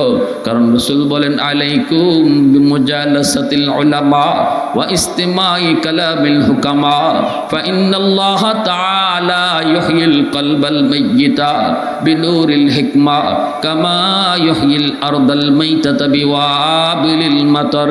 রাসূল বলেন উম্মতের দল, কিয়ামতের আগ মুহূর্তে যদি দৌলতে ঈমান তুমি বাঁচাইতে চাও, নিজে নিজে চইলো না, নিজের বুঝে হাইটো না, উলামায়ে কেরামের সাথে সম্পর্ক রাখো, তাদের পরামর্শ নিও, তাদেরকে ফলো কইরা কইরা তুমি চইলো। রাসূল কয় তাহলে দৌলতে ঈমান ডাকাতি হবে না, আর নতুবা তোমার ঈমান ডাকাতি হওয়ার সম্ভাবনা। কারণ বর্তমানে মুসলমানের ঈমান ডাকাতি করার জন্য মুসলমানের লেবাস দুইরা, মুসলমানের সুরত দুইরা বহু ডাকাত মাঠে নামছে। আপনি বুঝবেন না এটা ঈমানের ডাকাত। আপনি দেখবেন লম্বা পাগড়ি, আপনি দেখবেন লম্বা দাড়ি, কিন্তু আপনি জানেন না সে কত বড় ঈমানের ডাকাত, কত বড় ঈমানের ডাকাত। ইহুদিরা বহু বহু এরকম তাদের গুপ্তচর মুসলমানদের ভিতরে পাঠাইছে, আলেম সমাজের ভিতরে পাঠাইছে, আলেম বানাইছে, এরা পাঠাইছে আলেমদের ভিতরে। আমরা যদ্দূর কোরআন হাদিস নিয়ে গবেষণা করি, ইহুদি খ্রিস্টানরা এর চেয়ে আরো বেশি করে। এদের আলাদা মাদ্রাসা আছে। আল্লামা তকি উসমানী দামাত বারকাতুহুম ইনি বলেন আমাকে ইংল্যান্ডে এমন এক জায়গা দেখানো হয়েছে যেখানে যাওয়ার পরে দেখি সব বড় বড় ফাগরি আর বড় বড় জুব্বা, কোরআন আর হাদিস নিয়ে গবেষণা। তারপরে আমার এতটুকু জিজ্ঞাসা খালি, হযরত এগুলা দেখে আপনার কি মনে হয়? কয় ওরা তো মনে হয় সব বড় বড় মুহাদ্দিস, বড় বড় আল্লাহওয়ালা। কয় একজনও মুসলমান না, সব ইহুদি। একজনও কি না মুসলমান না, সব ইহুদি। আমরা আলেম সমাজের ভিতরে কোরআন হাদিসের ভিতরে এরকম ফিতনা লাগাইয়া, ডিবেট লাগাইয়া, ঝগড়া লাগাইয়া আমরা চাই মুসলমানদেরকে আলাদা করে রাখতাম। এজন্য কোরআন এরারে বুঝাইতেছি, হাদিস বুঝাইতেছি, এরারে একভাবে বুঝাই, এর আগে এইভাবেই গিয়ে কয়, কইলে পরে সমাজে লাগিয়ে যায় গন্ডগোল। এমন আসেনি না নাই? হ্যাঁ, নামাজ ইবায় না হিবায় ফরন লাগে, জানাজা ইবায় না হিবায় ফরন লাগে, ইজাত কথা আমাদের সমাজে আসেনি না নাই? হ্যাঁ, এই যে বিভক্তি, মুসলমানের ভিতরে বিভ্রান্তি, এজন্য রাসূল বলছে সাবধান, নিজে নিজে আইট্য না। ইমাম সাহেবের সাথে সম্পর্ক রাখো, মুহাদ্দিস সাহেবের সাথে সম্পর্ক রাখো, হাফিজ সাহেবের সাথে সম্পর্ক রাখো। তখনই ডাকাইতের দলে কইব না রে এরে পিন দিয়ে লাভ হইতো না, এরে যে কথা কম এত গেও ইমাম সাহেব কই দিব, কমি আজকে তো আমার অমুক এই কথা কইছে, ইমাম সাহেবের কই দিব, নাইলে মুহাদ্দিস সাহেবের কই দিব, তাইলে এরে আমি পটাইতে পারবো না, এরে আমার দলে আনতে পারবো না। তখন যায় ডাকাইত কার কাছে, যে একা একা নিজেরে 100 মনে করে, তো মেসাব দিয়ে কি হইতো, আমি একলো তুই যথেষ্ট, আমি কি কোরআন কম বুঝি, আমি কি হাদিস কম বুঝি, নামাজ কালামকে আমি কম বুঝি, ওই এর কাছে গিয়া শেপ পায়। ঠিক কিনা জোরে কন? সাবধান। উলামায়ে কেরামের সাথে চলা, উলামায়ে কেরামকে পছন্দ করা, উলামায়ে কেরামকে মহব্বত করা, উলামায়ে কেরামকে সাহায্য করা। যুবক, আল্লাহ পাক রব্বুল আলামিন ওই যুবককে বলবে, যুবক আজ আমি আল্লাহ তোরে এই ছোট উসিলা ধরে মাফ করে দিলাম, অতএব দুনিয়াতে তুমি কারে বন্ধু বানাও, কার সাথে তুমি সময় কাটাও, এটাও তোমার খেয়াল রাখা দরকার। বন্ধু যারে বানাও সেও কিন্তু তোমার হাসরের ময়দানে নাজাতের উসিলা হবে। বন্ধু যদি ভালো হয়, সময় যার সাথে কাটাও, সে যদি নামাজি হয়, সে যদি আল্লাহওয়ালা হয়, সে যদি উলামায়ে কেরামের সাথে সম্পর্ক দেয়, সে যদি মাদ্রাসায় আসা যাওয়া করে, মসজিদে আসা যাওয়া করে, ইমাম মুয়াজ্জিনকে মহব্বত করে, এমন একজন মানুষ, এমন একজন ছেলেকে যদি তুমি বন্ধু বানাও, তাহলে আল্লাহ পাক হাসরের ময়দানে এই বন্ধুত্বের উসিলায় তোমাকে আমাকে মাফ করে দেয়। আর যদি তুমি বেনামাজিকে তুমি বন্ধু বানাও, তুমি যত বড় নামাজি হও, বেনামাজি বন্ধু তোমারে কিন্তু জাহান্নামে লইয়া যাইব। হাসরের ময়দানে কইব, আল্লাহ আমারে তুমি একা জাহান্নামে দিও না। দুনিয়াতে আমার সাথে যে চলতো, হে তো আমার একদিনও নামাজের কথা কয় নাই, আমার মতো তারে নামাজি বানাই নাই। আল্লাহ তারে আমার কাছে আনো। এইভাবে কিন্তু বেনামাজি বন্ধু, মদকুর, গাঞ্জাকুর, ইয়াবাকুর বন্ধু তোমাকে আল্লাহর দরবারে আটকায় দিবে। অতএব মনে রেখো, বন্ধু তুমি কারে বানাইবা, এটাও কিন্তু বহুত বড় একটা বিষয় হাসরের ময়দানে আল্লাহর কাছে মাপ পাওয়ার জন্য। ঠিক কিনা ভাই? হযরত ওমর ফারুক রাদিয়াল্লাহু তাআলা আনহু, হযরত উসমান গনি, হযরত আবু বকর সিদ্দিক নবীজির সাথে থাকার কারণেই তো তারা দামি হয়েছেন। সঙ্গগুণে লোহা জ্বলে বসে। আমার আমল বালা না, কিন্তু ভালো লোকের সাথে চললে আল্লাহর রহমতে আমল ভালো হয়ে যায়। আর আমি যত ভালোই ওই খারাপের সাথে চললে এই খারাপের আসরে আমার উপরে পড়ে। বেনামাজির সাথে কিছুদিন চললে দেখবেন একদিন আপনারও নামাজ কাজা হয়ে গেছি গিয়া, আপনারও খবর নাই। ঠিক না নি? গাঞ্জা খায়, ইয়াবা খায়, এর সাথে আপনি চলেন, কয়েকদিন পরে দেখবেন আপনিও মাশাল্লাহ ই কামে বালা দক্ষ উস্তাদ হয়ে গেছেন এর সাথে চলার কারণে। এজন্য সঙ্গগুণে লোহা, সহবতে সালেহ তোরা সালেহ কুনাদ, সহবতে তালেহ তোরা তালেহ কুনাদ। হযরত ওমর ফারুক রাদিয়াল্লাহু তাআলা আনহু বলে, আমি তো ছিলাম মরুভূমির একজন রাখাল, আমি উটরাখালি করতাম, আমার কেউ চিনতো না, কেউ জানতো না আমি ওমর এত দামি। কেউ আমার চিনতো না, আমি এত দামও ছিল না, কেউ আমার মানতো না। আমি তো একটা উটরাখাল ছিলাম মাত্র। এমনকি উটরাখালি করতে যায় কখনো কখনো রৌদ্রের তাপ থেকে বাঁচার জন্য উটের ছায়ার নিচে যখন যায় দাঁড়াইতাম, উটে আমার মাথার মধ্যে লেদাই দিত। আমি তো সেই ওমর। আজকে আমার নবীর সংস্পর্শে আঁটুটা দূর যাই তারে ডাকে তার ভিতর দিয়ে যাওয়ার জন্য। নবী বলে, সাহাবীরা জানো নি সে কে? সাহাবীরা কয়, নবীকে আমরা তো জানি না, আল্লাহ এবং আল্লাহর রসুল ভালো জানেন। রসুল বলেন, আমি তারে চিনি, তার বাপের নামও চিনি, আমি তারে চিনি, তার বাপেরও চিনি। সাহাবীরা বলেন, নবী গো কে? সব সাহাবায়ে কেরাম মনের ভিতরে আশা নিয়ে বসা, নবী হয়তো আমার কথাটা বলবেন। কিন্তু রসুল বলেন, সে হলো আমার আবু বকর ইবনে কুহাফার ছেলে আবু বকর। তাকে জান্নাতের 8টা দরজায় তারে ডাকবে। সুবহানাল্লাহ। রসুল বলেন, আমি আর একটু আগাইলাম, সাদা দবদবে দামি দামি পাথরের তৈরি একটা ঘর। ওই ঘরে আমি ঢুকতে চাইলাম, আমার একজনে আটকায় দেয়, ফেরেশতা আটকায় কয়, নবী গো ঢুকেন না। রসুল কয়, দেখ বাহির থেকে ঘরটা যদি এত সুন্দর হয়, না জানি ভিতরে কত সুন্দর, একটু দেখতে দাও। তখনই ফেরেশতা বলতেছে, নবী গো এই ঘরটা হলো আপনার সাহাবীদের ভিতরে একজন যুবকের। রসুল বলে, কি সে? কি তার নাম একটু কও। সাহাবীটা কি? রসুল যখন প্রশ্ন করেন, ফেরেশতা বলতেছি, আপনার সেই যুবক সাহাবীর নাম হলো হযরত ওমর ফারুক রাদিয়াল্লাহু আনহু। যেই উমরের কালেমা পড়ে মুসলমান হওয়ার দিন আকাশের ফেরেশতারা পর্যন্ত তাকবীর উঠাইছে। ওমর মুসলমান হয়েছে, ফেরেশতারা তাকবীরের আওয়াজ উঠাইছে। ওমর মুসলমান হইয়াই কইছে, নবী গো, আমাকে নিয়ে মাত্র 40 জন মুসলমান, আমি মুসলমান হওয়ার আগে আসিল 39 জন, আমি উমরকে নিয়ে 40 জন। ওগো নবীজি, আজ থেকে কালেমার দাওয়াত গোপনে গোপনে নয়, আজ থেকে কালেমার দাওয়াত হবে ওপেন। আল্লাহু আকবার। নবী গো, আপনার কাছে জানতে চাই, নামাজ আপনার কোথায় পড়তে মন চায়? রসুল বলেন, নামাজ তো পড়তেছি গোপনে গোপনে, কিন্তু মন তো চায় আল্লাহর ঘরখানায় কাবায়, আল্লাহর ঘরখানায় কাবার ছায়ায় নামাজ পড়তে মন চায়। যেই মাত্র এই কথাটা বলছেন, হযরত ওমর বলতেছে, নবী গো, তাহলে আজ থেকে আর নামাজ গোপনে গোপনে নয়, ঘরে ঘরে নামাজ নয়, আজকে থেকে নামাজ হবে প্রকাশ্যে আল্লাহর ঘরখানায় কাবার ছায়ায়। কারণ আজকে উমর কালেমা পড়ে মুসলমান হয়েছে। আল্লাহর ঘর বাইতুল্লাহর সামনে চলে এসেছেন সাহাবাই কেরাম নামাজ পড়ার লাগি। মক্কার কাফিররা চেয়ে দেখতেছে, কইরি এটা কি? কেউ সাহস করে যায় না সামনে উমর। আল্লাহু আকবার, জোরে কর। সাহস করে কেউ যায় না, সবাই জানে উমরের সামনে গেলে হয় এতিম, হয় সন্তানরে এতিম বানানি লাগবো, নাইলে মারে সন্তান হারা বানাইতে হইব। হয়তো তোমার আওয়াজ দিয়ে কইছেন, আসনি এমন কো মক্কার বীর বাহাদুর যে তার সন্তানকে এতিম বানাতে চাও, মাকে সন্তান হারা বানাতে চাও, নিজের স্ত্রীকে বিধবা বানাতে চাও, আসো কেউ এমন? আসো, আমি উমরের সামনে আসো।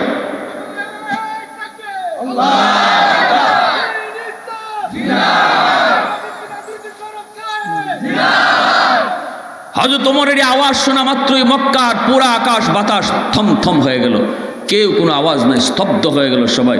হযরত ওমর গেলেন, ইয়া রাসূলুল্লাহ নামাজ পড়ান। রসুল নামাজ পড়ালেন। এরপরে আল্লাহ রসুল বলতেছে, ওমর আসো, বুকটা মিলাই, আনতা ফারিকু বাইনাল হক ওয়াল বাতিল, আপনি হক বাতিলের তফাৎকারী। রসুল যখন বুকে বুক মিলান, হযরত ওমর বলেন, নবী গো, আরেকটু কাম বাকি রয়েছে। জোরে কও না সুবহানাল্লাহ। আল্লাহ রসুল বলেন, ওমর এমন কোন কাম বাকি, একটু কও। হযরত ওমর বলে, নবী গো, কামটা হলো আজ মক্কার রাজপথে কালেমার মিছিল হবে। শুধু নামাজ নয়, মক্কার রাজপথে কালেমার মিছিল। রসুল বলেন, ওমর কও কি তুমি? আমরা কিন্তু সংখ্যায় কম। ওমর বলে, নবী গো, আপনি অনুমতি শুধু দেন, বাকিটা দেখবো আমি। আল্লাহু আকবার। রসুল বলে, ওমর একটু জানতে মন চায়, মিছিলটা তুমি কোত্থেকে শুরু করবা, কোন দিকে নিয়ে যাইবা? ওমর বলেন, নবী গো, মিছিলটা শুরু হবে আপনার কদম মোবারক থেকে, আর লং মার্চ করবে সেই সংসদের দিকে, যেই সংসদে এখনো আবু জেহেল বসা, শয়তান ইবলিস সভাপতির চেয়ারে আমারে পাঠাইছিল আপনার কল্যাণ মোবারক নেওয়ার জন্য। ওই সংসদের দিকে কালেমার মিছিল যাবে। আল্লাহু আকবার, জোরে কও। ওরা তো এখনো অপেক্ষায়, আমি আপনার মাথা মোবারক নিয়ে যাব।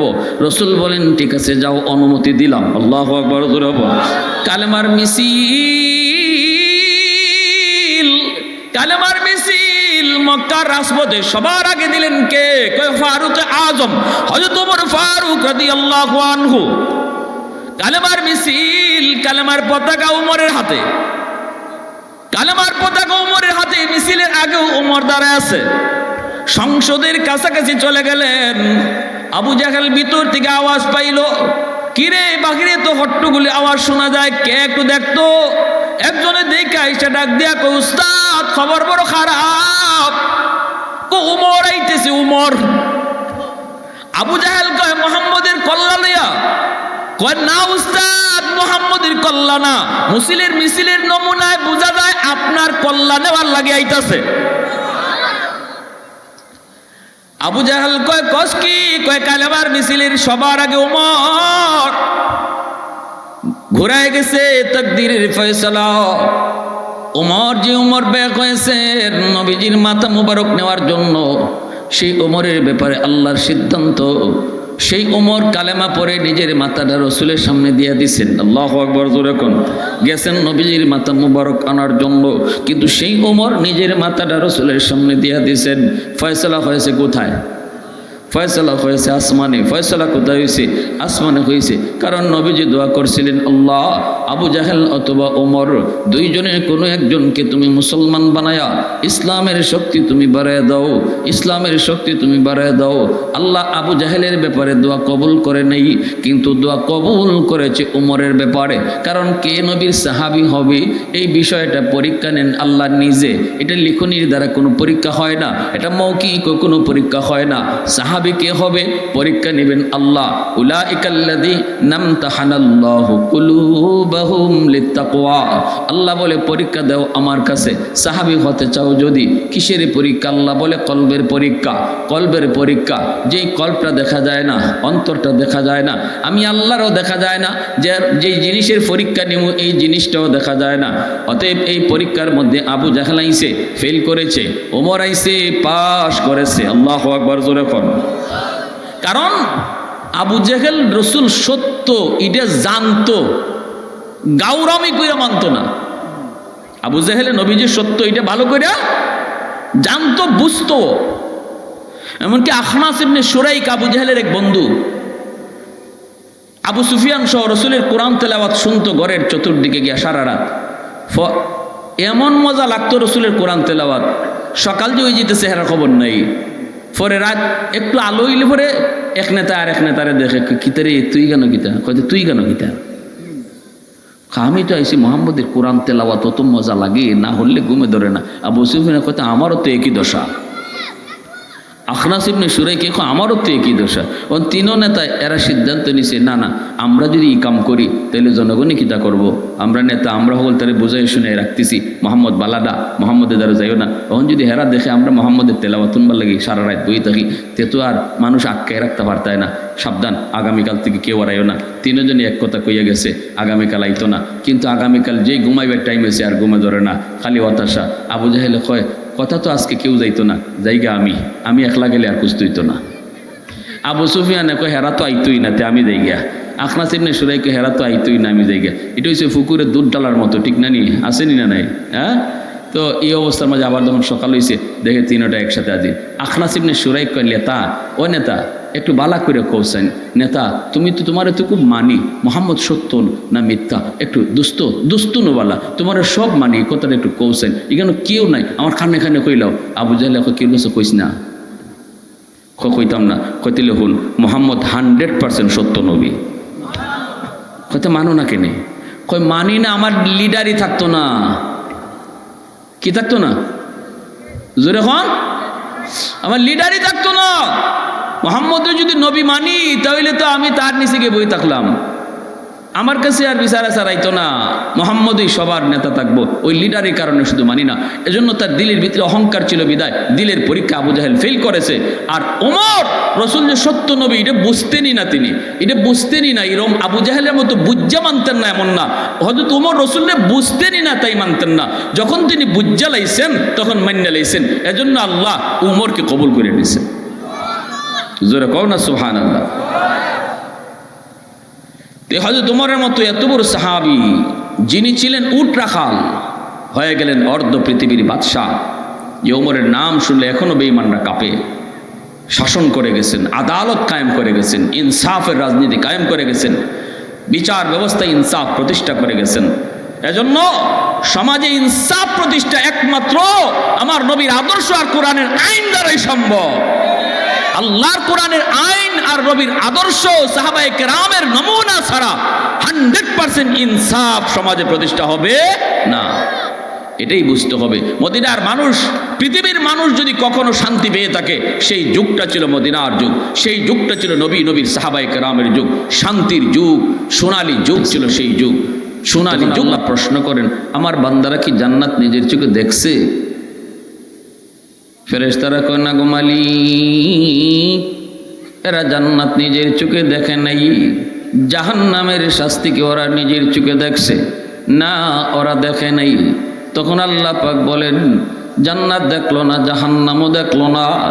এরপরও আমার যে সকল বান্দারা মাহফিলে বসে বসে শুধুমাত্র আমি আল্লাহর কথার উপরে বিশ্বাস করে জান্নাত চাইলো, জাহান্নাম থেকে বাঁচতে চাইলো, ঘরের পরিবেশ রাইকা দোকানে আড্ডা থইয়া আমার যেই বান্দা এখানে বসে বসে জান্নাত চায়, তোমরা ফেরেশতারা সাক্ষী থাকো, আমি আমার ওই সকল বান্দাদের জন্য জান্নাতের ফয়সালা দিয়ে দিছি।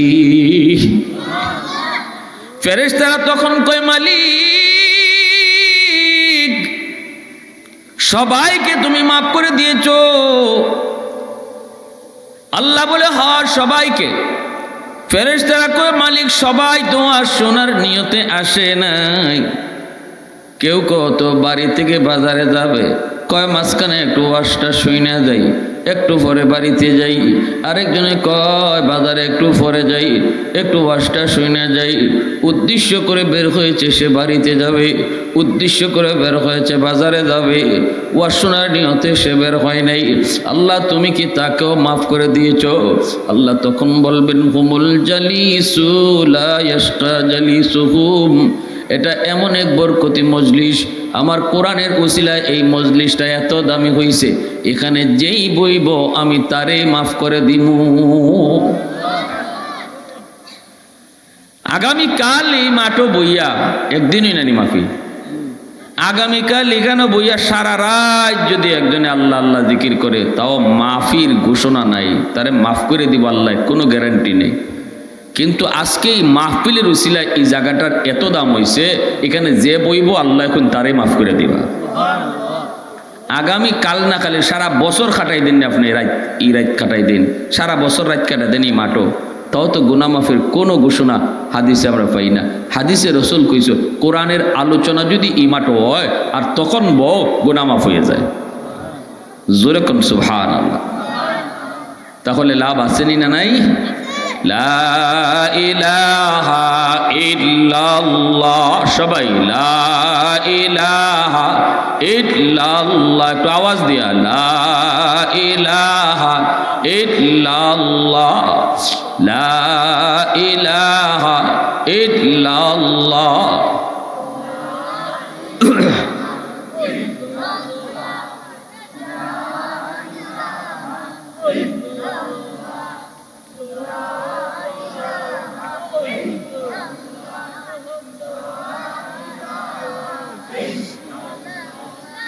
লা ইলাহা ইল্লাল্লাহ।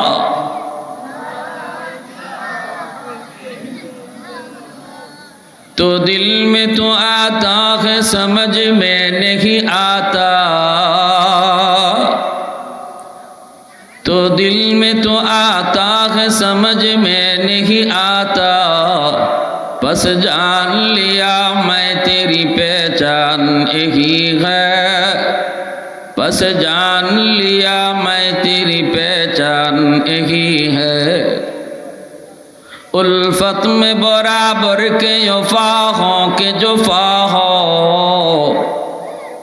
उल्फत में बराबर के वफा हो के जुफा हो, हर चीज़ में लज्जत है अगर दिल में मज़ा हो, हर चीज़ में लज्जत है अगर दिल में मज़ा हो।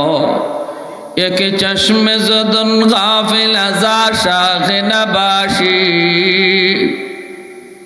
एक चश्म ज़दन गाफिल अज़ा शाख नबाशी, शायद कि निगाह कुनदा गाह नबाशी, शायद कि निगाह कुनदा गाह नबाशी। আরেকটা উসিলার কথা শোনাই। হাসরের মাঠে আল্লাহ পাক ইমাম গাজ্জালি রহমতুল্লাহ আলাইহি তার একখান কিতাব নাম হলো দাকাইকুল আখবার। এই দাকাইকুল আখবার নামক কিতাবের ভিতরে ইমাম গাজ্জালি রহমতুল্লাহ আলাইহি একখান হাদিস এনেছেন। ইমাম গাজ্জালি কত বড় আলেম, কত বড় দার্শনিক ছিলেন, এই উম্মতের একজন বহুত বড় আলেম ইমাম গাজ্জালি রহমতুল্লাহি আলাইহি। একজন আল্লাহর ওলি, তিনি স্বপ্নে দেখেন কিয়ামত হয়ে গেছে, আল্লাহর নবী রহমতের নবী, পাশে মুসা নবী, সকল নবীরা এক জায়গায় বসা। মূসা নবী আমার আপনার নবীরে জিজ্ঞেস করেন, ওগো নবীজি আপনি নাকি এই কথা কইছেন? রসুল কয় কোন কথা? কয় উলামা ও উম্মতি কাবানি কাম্বিয়া এ বনি ইসরাইল, আমার উম্মতের উলামায়ে কেরাম বনি ইসরাইলের নবীদের সমান। মূসা নবী বনি ইসরাইলের নবী, ইনি আমার আপনার নবীরে প্রশ্ন করেন এই কথা কি আপনি কইছেননি? রসুল কহ কইছি। আল্লাহু আকবার। মূসা নবী কইলে কেমনে কইলেন, কোন বাটে কইলেন? আমার তো হিসাব মিলে না। আপনার উম্মতের আলেম উলামা তারা আমরা বনি ইসরাইলের নবীদের সমান, কোন বাটে কইলেন বুঝে আসে না। আমার আপনার নবী কইন, আপনার যদি বুঝে না আসে তা আমার একজন আলিম এখানে বয়া আছে, তারে দুই কথা জিগাইলেন, টের ফাইলিবা। পাশে যারা ইশারা করছেন নবীজি এখানেই বসা আছেন ইমাম গাজ্জালি রহমতুল্লাহ আলাইহি। মূসা নবী গেছেন, যে ডাক দিয়ে কোন মিয়া নাম কি তোমার? মূসা নবী নরম নবী না গরম নবী জানেননি আপনারা? মূসা নবী নরম না গরম? নবীদের মাঝে সবচেয়ে বেশি গরম। মূসা নবী যখন গরম হইতা তখন খালি চুল বাইরিত তা না, শরীরের ফসমও কাটা যাবা খার হয় এবার খার হয়ে যেত, কাটার মতো খার হয়ে যেত। এজন্য মূসা আলাইহিস সালাম তাই কাপড় পরার নিচে আরেকটা কাপড় পরতা, ওই কাপড়টা ছিল মোটা, এই কাপড়টা ভিতরে কাপড়টা পরতা খালি নিজের ফসমরে আটকায় রাখবার লাগে। কি জাত গরম নবী আসলা। আজরাইলও সর খাইলিছেন মূসা নবী। বুখারী শরীফের টিকার মধ্যে আছে, মালাকুল মউত আজরাইল মূসা নবী জান কবজ করতে আইসা যখন কইছেন আল্লাহ আমারে পাঠাইছেন আপনি জান নিতাম, মূসা নবী কইন আপনি কেমনে নিবা জান? কিভাবে নিবা? আমার হাত পা চোখ কোনো কিছু আপনারা সাহায্য করবে না, আপনি জান নেবেন কেমনে? মালাকুল মউত আজরাইল কইন আমার যাবা মন চাইবাই নিমুনে। মূসা নবী এই কথার উপরে রাগ কইরা এমন জোরে এক চর দিছেন আজরাইলের চোখ খুললে আতো আইছে। আজরাইল আলাইহিস সালাম সোজা আল্লাহর কাছে গিয়ে হাজির, আল্লাহ কার জান নিতে আমারে পাঠাইছো? না আমারে পাঠাইছো, হে আমার জান নিত। এটাই তো বুঝলাম না, কেডায় কার জান নিব? বলে কি হয়েছে? কয়া আমার চোখ আতো আইছে। আল্লাহ মূসা নবীর জিজ্ঞেস, মূসা অত গরম কিতা, আমার আজরাইলে মারছো কেনে? কাল্লা আপনার আজরাইলি কিতা কইছে জিগাইন। আমি জিগাইছি জান কেমনে নিবায়? আজরাইলে কইন তাই যেবাই খুশি ইবাই নিবা। এটা কোন উত্তর হইল? তাই যদি কইতা আমার আল্লাহ যেবাই কইন ইবাই নিমু। আজরাইলে বাফেরও তো ক্ষমতা না আমি মূসার জান নিত যদি আপনি না পাঠাইন, ঠিক কিনা জোরে কই? আপনার অনুমতি ছাড়া আজরাইলের দাদারও ক্ষমতা নাই জান নিত, আমি মূসা। তো এটা আজরাইল ইবাবেন না কইবা আল্লাহ আমার আল্লাহ যেবাই চান ইবাই জান নিমু। তাই না কইন আমার যেবাই চাই ইবাই নিমু না, আমার গুসা উঠিয়েছি মাইরে বুঝছি একটা। তা আল্লাহ কইন আজরাইল আমার মূসায় তো কথা ঠিকই কইছে, তুমি তো কথা ফেস লাগাই নিছ। মালাকুল মউত আজরাইল এখন বুঝছি দোষ আমারই, তবে আমি এই কাম আর করতাম না। এই কাম আর এই জান কবজের কাম আমারে না দিয়ে আপনি অন্য কোনো ফেরেশতারে দিন, কারণ এটা অত্যন্ত রিস্কি কাম। আজকে আমারে মূসা থাপ্পড় দিছে, আর একদিন কাটায় আমার দল লাগাই আটকাই নিব। আর ওই সময় মালাকুল মউত আজরাইল জান কবজ করতে যাইতা মানুষের সুরত দইরা। এখন যে আইন কেমনে জাইন কেমনে আমরা কেউ দেখি না, কিন্তু একটা সময় আজরাইল তিনি আইতা সুরত দইরা। এই না না, এরা এক জায়গায় বসাইন না, বসাইলে সমস্যা আছে। তোমরা এক জায়গায় বইও না, তুমি এখানে বউ আর তুমি ওই মাঝখানে যাও, এক জায়গাত না, এক জায়গাত না। তো আল্লাহ এখন আজরাইল ডিউটি তো এটা তোমারই দেওয়া হয়েছে, এখন আবার দিমুকার এখন না গল্লা আমি এই কামার না, এই কামার না, আমার চোখটা বালা করে দালাইন আপনি। এরপরে আপনি যারে মন চায় তারে দিয়ে যান কবজের কাম করান, আর আমার আপনি অন্য কোনো ডিউটি দিন। আল্লাহ এখন না এটা তোমারই করণ লাগবো। মালাকুল মউত আজরাইল এখন আল্লাহ এরপরে যান কবজ করলাম তো করলাম, এরপরে যা গাইল আছে সব আমার উফিদে যায়। আজরাইলের আর কোনো কাম নাই, খাইয়া দেয়া কোনো কাম নাই, আমার আব্বারে লয়ে গেছে। আজরাইল একটা ব্যাপার, আজরাইলের কোনো বাট নাই। ইটা কথা অনেক মানুষ আমারে কয়, আল্লাহ এত গাইল হুন তো আমি রাজি না। আর কোনো খাম নাই নি, আমার অন্য কোনো খাম দিই। আল্লাহ এখন এটা তোমারই, তবে শোনো এখন থেকে আর তুমি এমনভাবে যাইবাই তোমারে কেউ দেখতো না, সইতেও পারতো না, কেমনে ঢুকবাই এটাও দেখতো না, কেমনে বাইরে বাই এটাও দেখতো না। বুলেট প্রুফ গাড়িতে গুলি ঢুকবে না, কিন্তু তুমি আজরাইল ঢুকতে পারবাই। আল্লাহু আকবার জোরে বলেন, ঠিক না নি? মালাকুল মউত আজরাইল বলে, মালিক বুঝলাম তুমি আমাকে এমন ভাবে পাঠাইবা কেউ দেখবে না, কেউ শুনবে না, কেউ দেখবে না, কেউ আটকাইবার কোনো সুযোগও থাকবে না, কিন্তু মালিক আমারে যে গালাগালি করব এটা কি হইব? আল্লাহ কয় এখন থেকে মৌতের আগে একটা ওসিলা তালাশ করবো, একটা ওসিলা বাইরিব। মরণের আগে হয়তো তার পেট ব্যথা উঠবো, নয়তো তার জ্বর উঠবো, নয়তো সে স্ট্রোক করবো, নয়তো হার্ট অ্যাটাক করবো, নয়তো অ্যাক্সিডেন্টে মারা যাইব, নয়তো পানিতে ফিরে মারা যাইব। মূলত তার মৌতের টাইম হয়েছে, কিন্তু আমি আল্লাহ এই মরণের আগে কোনো একটা ওসিলা বানাইমু, এতে করে কেউ তোমাকে আর গালি দিবে না, কইব ফানি ফিরে মরে গেছে।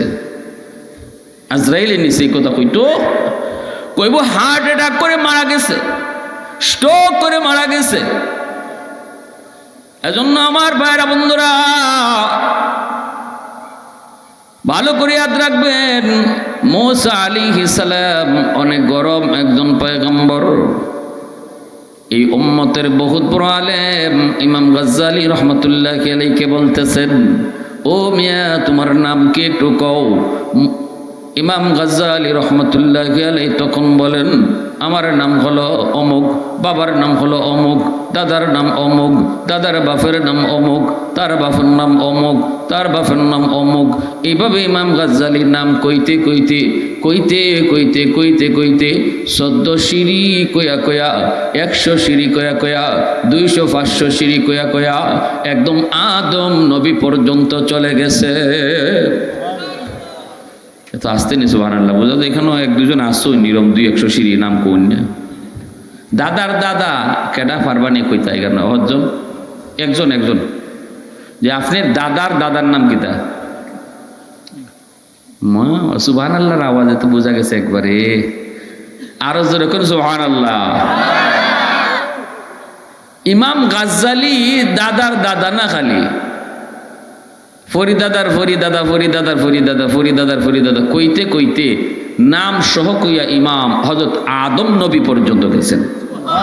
পৃথিবীর সর্বপ্রথম মানুষকে হযরত আদম আলাইহিস সালাম। মূসা আলাইহিস সালাম অবাক, ঘটনা কি? আমি তার নাম জিগাইলাম কিন্তু সে এত লম্বা জবাব দিল, আর কেমনি ভাই নাম মনে রাখলো? আমি মূসাই তো আমার দাদার দাদার দাদার নাম জানি না, ঠিক না? নি সে কেমনে এত নাম বললো? এইবার মূসা নবী কথাটা না জিগায়া তারে জিজ্ঞেস করেন, মিয়া আমি তো তোমাকে এত লম্বা জবাব দিতে বলি নেই, এত লম্বা জবাব তুমি কেন দিয়েছ? আগে তুমি এই প্রশ্নের জবাব দাও, আমি যা জিজ্ঞাসি তুমি তো জবাব দিবা এত দূর, এত লম্বা জবাব তুমি কেন দিলা? এই কথাটা বলতেই হযরতে ইমাম গাজ্জালী রহমতুল্লাহি আলাইহি বলেন, ও আল্লাহর পয়গম্বর আমি কেন লম্বা জবাব দিলাম? আপনি যা জিজ্ঞেসেন এত দূর কেন বললাম না? এই প্রশ্ন যদি আপনি আমাকে করেন তাহলে আমিও আপনারে একটা প্রশ্ন করব। মূসা নবী কয়, কি প্রশ্ন? কয় প্রশ্ন হলো আল্লাহ আপনারে জিজ্ঞেস করেছিল, ওয়ামা তিলকা বিয়ামিনিকা ইয়া মূসা, ও মূসা তোমার ডান হাতে এটা কি? ডান হাতে এটা কি? আপনার ডান হাতে ছিল লাঠি, আপনি কইবেন ক্বালা হিয়া আসাই, এটা আমার লাঠি, জবাব শেষ। আল্লাহ এত দূরই জানতে চাইছিল হাতে তোমার কি, আপনি বলবেন লাঠি, কিন্তু আপনি এখানে জবাব শেষ দেন নাই। আপনি বলছেন ক্বালা হিয়া আসাই আতাওয়াক্কাউ আলাইহা ওয়া আহুশু বিহা আলা গনামি ওয়ালিয়া ফিহা মাআরিবু উখরা। আপনি কইতেছেন এই লাঠি দিয়ে আমি বর দিয়া হাঁটি, এই লাঠি দিয়ে আমি ছাগল চড়াই, এই লাঠি দিয়ে গাছের পাতা পারি। আল্লাহ আপনাকে এই কথা জিগায় না এই লাঠি দিয়ে কি করো, আল্লাহ জিগাইছিল হাতে তোমার কি? কেন সেদিন আল্লাহর প্রশ্নে এত লম্বা জবাব দিছিলেন? এই কথা আপনি আগে আমারে জবাব দেন। মুসা নবী তো অবাক, কি রে এটা কার কাছে আইলাম, আমি প্রশ্ন করবো না, এখন আমার এদি প্রশ্ন করে ওরার লাগাই লিখতেছে, ঠিক না? এবার মুসা নবী বলতেছে, শোনো, আল্লাহ পাক হলেন আমার মাশুক, আমি হলাম আশিক। আশিক যখন মাশুকের সাথে কথা বলার সুযোগ পায়, কম কথায় মন ভরে না। প্রিয়জন প্রিয়জনের সাথে যখন কথা বলার সুযোগ পায়, অল্প কথায় তখন মন ভরে না। কথা যত লম্বা হয় ততই মজা লাগে। কি দিয়া খাইছো, কখন খাইছো, মাছ কি আসিল, এই অযথা প্রশ্নগুলো তখন বড় মায়া লাগে, কারণ সে মনের মানুষ। মুসা নবী বলতেছে, আল্লাহ আমার মাশুক, আমি তার আশিক। আল্লাহ আমারে জিজ্ঞাসে, হাতে তোমার কি? আমি যদি কইতাম হাতে আমার লাঠি, তাহলেই তুই এখানে শেষ হয়ে যাইত। মাশুকের সাথে আশিকের কথা এত কম কথায় হয় না, কথা যত লম্বা হয় ততই মজা লাগে। এজন্য আমি এই সুযোগটারে সুবর্ণ সুযোগ মনে করে লম্বা কথা কইছি। মাত্রই ইমাম গাজ্জালি বলেন, ও আল্লাহর পয়গম্বর, কোরআনের ভিতরে শুধু আপনার নাম শুনেছি, মূসা কালিমুল্লাহ, এমন এক পয়গম্বর বনি ইসরাইলের, যিনি অনেক বড় একজন নবী, যিনি অনেক একজন রাগী, যেই মূসা নবী জমিনে বৈশা 4000 বার আল্লাহর সাথে কথা বলছেন। এত বড় পয়গম্বরের নাম শুধু শুনেছি, কোনোদিন দেখি নাই। কথা তো বলা দূরের কথা, আজকে তারে দেখলামও, কথা বলারও সুযোগ পাইলাম। এজন্য এই সুযোগটারও আমি সুবর্ণ সুযোগ মনে করে কম কথায় জবাব না দিয়ে লম্বা জবাব দিয়েছি। আল্লাহু আকবার। ইমাম গাজ্জালি রহমতুল্লাহ আলাইহি কিতাবের ভিতরে লিখেন, দাকাইকুল আখবার নামক কিতাব, হাসরের ময়দানে আল্লাহ পাক এমনই আরেকজন মানুষকে মাফ করতে চাইবেন, কিন্তু আল্লাহ কোনো ওসিলা পান না। আল্লাহ নিজেই তখন তার বান্দারে ডাক দেয়া বলবি, এই কি এখানে কোনো লোকজন নাই, তুমি দাঁড়ায় দাঁড়ায় কি দেখো? এই যে ফুলাফানগুলো এখানে যাইতেছে যাইতেছে, চিল্লাই চিল্লাই আটকাই দাও কেন, নাহলে একটা বাস ফলাই দাও।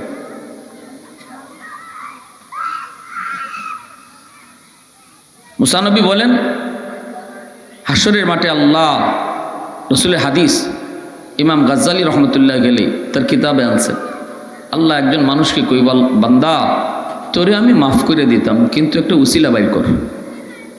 সে কোনো উসিলা পায় না। এবার আল্লাহ নিজে কইবা, বান্দা বল, দুনিয়াতে তুই কোনোদিন কোনো আলেমের মজলিসে বৈশা ওয়াজ শুনছিলিনি? এতটুকু উসিলা যদি আমি পাই তোরে মাফ করে দিব। কইব, না গো মালিক, মনে পড়ে না। আল্লাহ আবার বলবেন, বান্দা বল, দুনিয়াতে এমন কোন দস্তরখানায় বসে তুই খানা খাইছনি যেখানে কোনো আলেম থাকতো? আল্লাহু আকবার। কইব, না গো মালিক, এমনও করি নাই, মনে পড়ে না, মনে পড়ে না। আল্লাহ আবার বলবেন, বান্দা বল, এমন কোন ঘরে তুমি থাকছো কিনা যেই ঘরে আগে কোনো আলেম থাকতো? কয়, না, মনে পড়ে না। এইবার আল্লাহ বলবেন, বান্দা বল, দুনিয়াতে তোর কোনো সন্তানের নাম কোনো আলেমের নামে নাম রাখছনি? এতটুকু উসিলা যদি পাই আমি আল্লাহ তোরে মাফ করে দিব। হাসরের ময়দানে সন্তানের নামটাও মা বাবার জন্য নাজাতের উসিলা হবে। আলেম উলামার নামে সন্তানের নাম রাখছো, আল্লাহ ওয়ালাদের নামে সন্তানের নাম রাখছো। আল্লাহর রসুল বলেন, এই আমলটাও বাপমার জন্য নাজাতের উসিলা। ডং ডাক কইরা সন্তানের নাম রাইকুনারে যুবক, খালায় নাম রাখছে, নানায় নাম রাখছে, এমন না।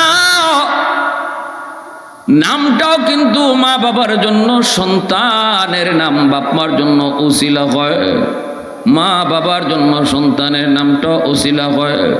ওই যুবক তখন কইব, না গো মালিক, তাও মনে পড়ে না, মনে পড়ে না। তাও মনে পড়ে না, অথচ আল্লাহ পাক রব্বুল আলামিন তারে মাফ করতে চাইতেছেন। আল্লাহ তারে মাফ কেমনে করবেন? কোনো উসিলাই তো আল্লাহ পান না। এইবার আল্লাহ পাক বলতেছে, বান্দা বল, শেষমেশ তোরে জিজ্ঞেস করি, দুনিয়াতে এমন কোনো বন্ধু তোর ছিল কিনা যেই বন্ধু আলেমদেরকে মহব্বত করত, মসজিদের ইমাম মুয়াজ্জিনকে ভালোবাসত, এলাকার উলামায়ে কেরামকে শ্রদ্ধা করত, মাদ্রাসায় আসা যাওয়া করত, ছাত্রদের খোঁজখবর নিত? এমন কোনো বন্ধু তোর দুনিয়াতে ছিল কিনা বল। তখন কয় মালিক মনে পড়ছে। আল্লাহু আকবার, জোরে কর। এতক্ষণ পর্যন্ত আল্লাহ পাক উলামায়ে কেরামের সাথেই তার সম্পর্ক ডাইরেক্ট আছে কিনা এটা প্রমাণ করার চেষ্টা করেছেন, কিন্তু যখন ডাইরেক্ট আল্লাহ পায় না, তখনই আল্লাহ পাক ইনডাইরেক্ট খোঁজা শুরু করছে। ভায়া তৈরি আল্লাহ শুরু করছে খোঁজা। ভায়া কইব, মালিক মনে পড়েছে, দুনিয়াতে আমার একজন বন্ধু ছিল, আমার বন্ধু উলামায়ে কেরামদেরকে ভালোবাসতো, আলেম সমাজকে শ্রদ্ধা করত, মাদ্রাসায় আসা যাওয়া করত, মসজিদের ইমাম মুয়াজ্জিনকে বড় ভালোবাসতো, ছাত্রদের হালত আমারে মাঝে মাঝে শোনাইতো, আমিও মাঝে মাঝে তার হাতে মাদ্রাসায় কিছু সহযোগিতা করতাম, কিন্তু আমি যাইতাম না, বন্ধুর কাছ থেকে শুনতাম। আল্লাহ পাক কয়, বান্দারে আয়, আমি আল্লাহর আদত হচ্ছে মাফ করে দেওয়া, কিন্তু আমার নিজাম হলো উসিলা ছাড়া মাফ করি না। আমার নবীর নাইবে নবী উলামায়ে কেরামের সাথে তোর সম্পর্ক ডাইরেক্ট প্রমাণিত হয় নাই, কিন্তু ইনডাইরেক্ট প্রমাণিত হয়েছে। এই উসিলা ধরেও আমি আল্লাহ হাসরের ময়দানে তোরে মাফ করে দিলাম। এজন্যই রাসূল বলছেন, কুন আলিমান আও মুতাআল্লিমান আও মুহিব্বান আও মুঈনান ফালা তাকুন খামিসা। এজন্যই রাসূল বলছেন, চার দলের ভিতরে তোমরা থাইকো, দুনিয়াতেও তুমি সফল, আখিরাতেও তুমি সফল, যদি চার দলের ভিতরে তুমি থাকো। কি কি কয়? হয় তুমি আলেম হও, 2 নম্বর হলো তালেবে এলেম হও, 3 নম্বর হলো তুমি উলামায়ে কেরামকে মহব্বত করো, 4 নম্বর হলো উলামায়ে কেরামকে সাহায্য করো, তাদের ডাকে সাড়া দাও, তাদের পরামর্শ নিয়ে চলো। কারণ রাসূল বলেন, আলাইকুম বিমুজালাসাতিল উলামা ওয়া ইস্তিমাই কালামিল হুকামা ফা ইন্নাল্লাহা তাআলা ইউহয়িল কলবাল মাইয়িতা বিনুরিল হিকমা কামা ইউহয়িল আরদাল মাইতাতা বিওয়াবিলিল মাতার।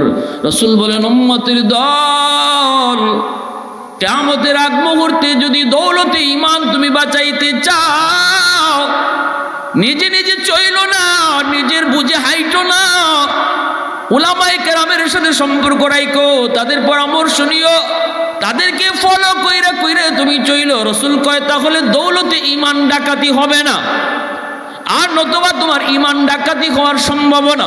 কারণ বর্তমানে মুসলমানের ঈমান ডাকাতি করার জন্য মুসলমানের লেবাস দুইরা, মুসলমানের সুরত দুইরা, বহু ডাকাত মাঠে নামছে। আপনি বুঝবেন না এটা ঈমানের ডাকাত।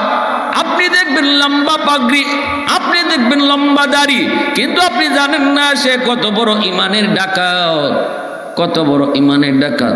ইহুদিরা বহু বহু এরকম তাদের গুপ্তচর মুসলমানদের ভিতরে পাঠাইছে, আলেম সমাজের ভিতরে পাঠাইছে, আলেম বানাইছে, এরা পাঠাইছে আলেমদের ভিতরে। আমরা যদ্দূর কোরআন হাদিস নিয়ে গবেষণা করি, ইহুদি খ্রিস্টানরা এর চেয়ে আরো বেশি করে। এদের আলাদা মাদ্রাসা আছে।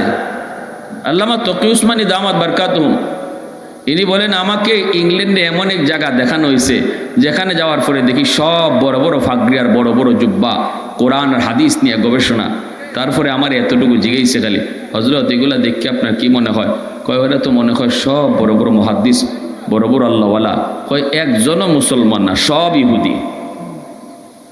একজনও কি না মুসলমান না, সব ইহুদি। আমরা আলেম সমাজের ভিতরে, কোরআন হাদিসের ভিতরে এরকম ফিতনা লাগাইয়া, ডিবেট লাগাইয়া, ঝগড়া লাগাইয়া আমরা চাই মুসলমানদেরকে আলাদা করে রাখতাম। এজন্য কোরআন এরারে বুঝাইতেছি, হাদিস বুঝাইতেছি, এরারে একভাবে বুঝাই, এরা গিয়া এইভাবেই গিয়া কইলে পরে সমাজে লাগে যায় গন্ডগোল। এমন আসেনি না নাই? হ্যাঁ, নামাজ ইবায় না হিবায় ফরন লাগে, জানা যায় ইবায় না হিবায় ফরন লাগে।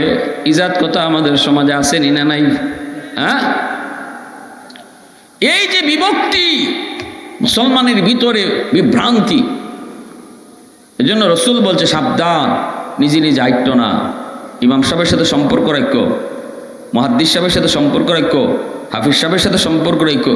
তখনই ডাকাইতের দলে কইব না রে, এর পিন দিয়ে লাভ হইতো না, এর যে কথা কম এত গেও ইমাম সাহেব কই দিব, কমি আজকে তো আমার অমুক এই কথা কইছে, ইমাম সাহেবের কই দিব, নাইলে মুহাদ্দিস সাহেবের কই দিব, তাইলে এর আমি পটাইতে পারবো না, এর আমার দলে আনতে পারবো না। তখন যায় ডাকাইত কার কাছে, যে একা একা নিজের একশো মনে করে, তো মেসাব দিয়ে কি হইতো, আমি একলো তুই যথেষ্ট, আমি কি কোরআন কম বুঝি, আমি কি হাদিস কম বুঝি, নামাজ কালামকে আমি কম বুঝি, ওই এর কাছে গিয়া শেপ পায়। ঠিক কিনা জোরে কন? সাবধান, ওলামায়ে কেরামের সাথে চলা, ওলামায়ে কেরামকে পছন্দ করা, ওলামায়ে কেরামকে মহব্বত করা, ওলামায়ে কেরামকে সাহায্য করা। যুবক, আল্লাহ পাক রব্বুল আলামিন ওই যুবককে বলবে, যুবক আজ আমি আল্লাহ তোরে এই ছোট উসিলা ধরে মাফ করে দিলাম, অতএব দুনিয়াতে তুমি কারে বন্ধু বানাও, কার সাথে তুমি সময় কাটাও, এটাও তোমার খেয়াল রাখা দরকার। বন্ধু যারে বানাও সেও কিন্তু তোমার হাসরের ময়দানে নাজাতের উসিলা হবে।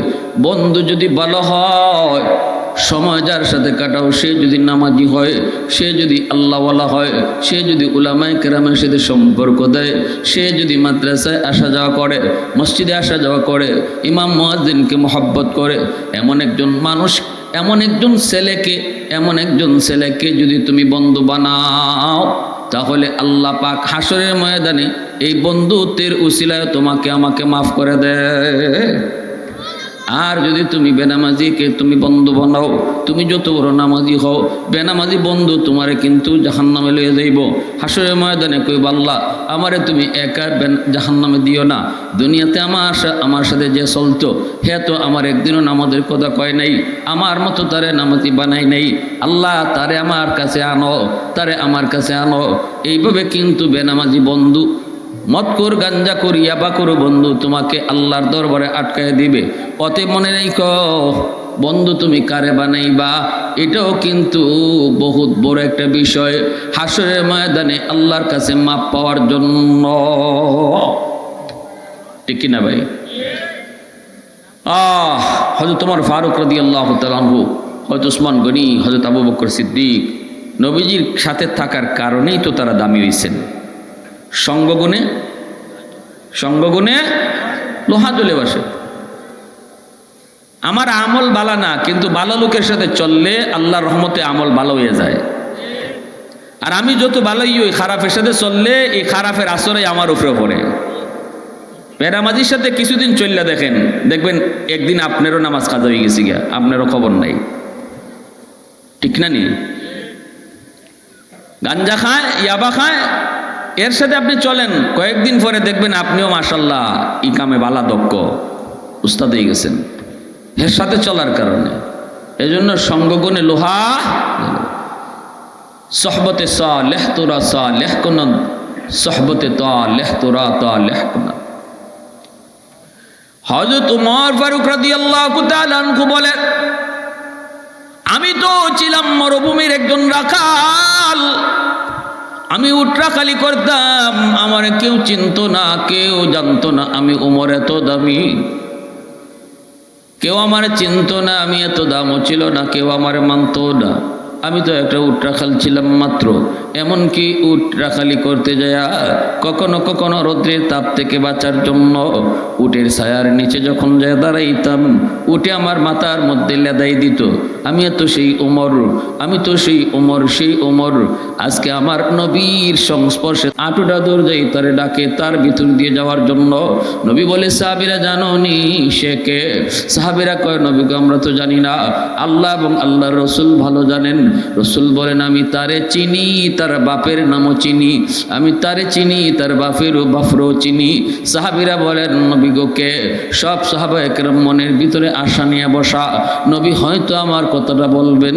কিন্তু রসুল বলেন, সে হলো আমার আবু বকর ইবনে কুহাফার ছেলে আবু বকর, তাকে জান্নাতের 8টা দরজায় তারে ডাকবে। সুবহানাল্লাহ।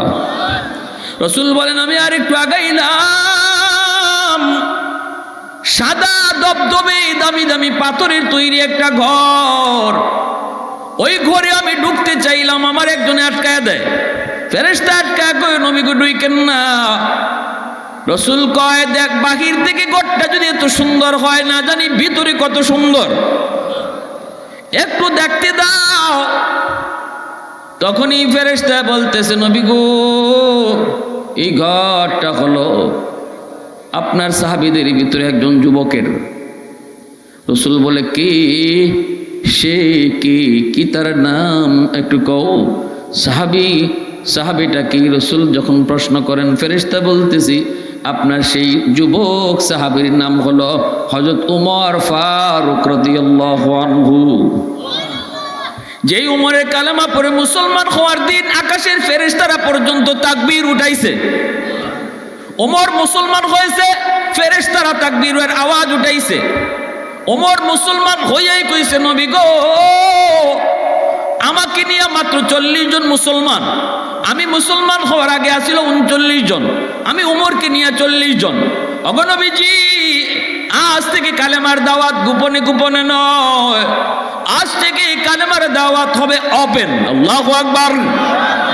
নবী গো আপনার কাছে জানতে চাই নামাজ আপনার কোথায় পড়তে মন চায়? রসুল বলেন নামাজ তো পড়তেছি গোপনে গোপনে, কিন্তু মন তো চায় আল্লাহর ঘরখানায় কাবায়, আল্লাহর ঘরখানায় কাবার ছায়ায় নামাজ পড়তে মন চায়। যেই মাত্র এই কথাটা বলছেন হযরত ওমর বলতেছে নবী গো তাহলে আজ থেকে আর নামাজ গোপনে গোপনে নয়, ঘরে ঘরে নামাজ নয়, আজকে থেকে নামাজ হবে প্রকাশ্যে আল্লাহর ঘরখানা কাবার ছায়ায়। কারণ আজকে উমর কালেমা পড়ে মুসলমান হয়েছে। আল্লাহর ঘর বাইতুল্লাহর সামনে চলে এসেছেন সাহাবাই কেরাম নামাজ পড়ার লাগি। মক্কার কাফিররা চেয়ে দেখতেছে কইরি এটা কি? কেউ সাহস করে যায় না সামনে উমর। আল্লাহু আকবার জোরে কর। সাহস করে কেউ যায় না, সবাই জানে উমরের সামনে গেলে হয় এতিম, হয় সন্তানরে এতিম বানানি লাগবো, নাইলে মারে সন্তান হারা বানাইতে হইব। হয়তো তোমার আওয়াজ দিয়ে কইছেন আসনি এমন কো মক্কার বীর বাহাদুর যে তার সন্তানকে এতিম বানাতে চাও, মাকে সন্তান হারা বানাতে চাও, নিজের স্ত্রীকে বিধবা বানাতে চাও, আসো কেউ এমন? আসো আমি উমরের সামনে আসো।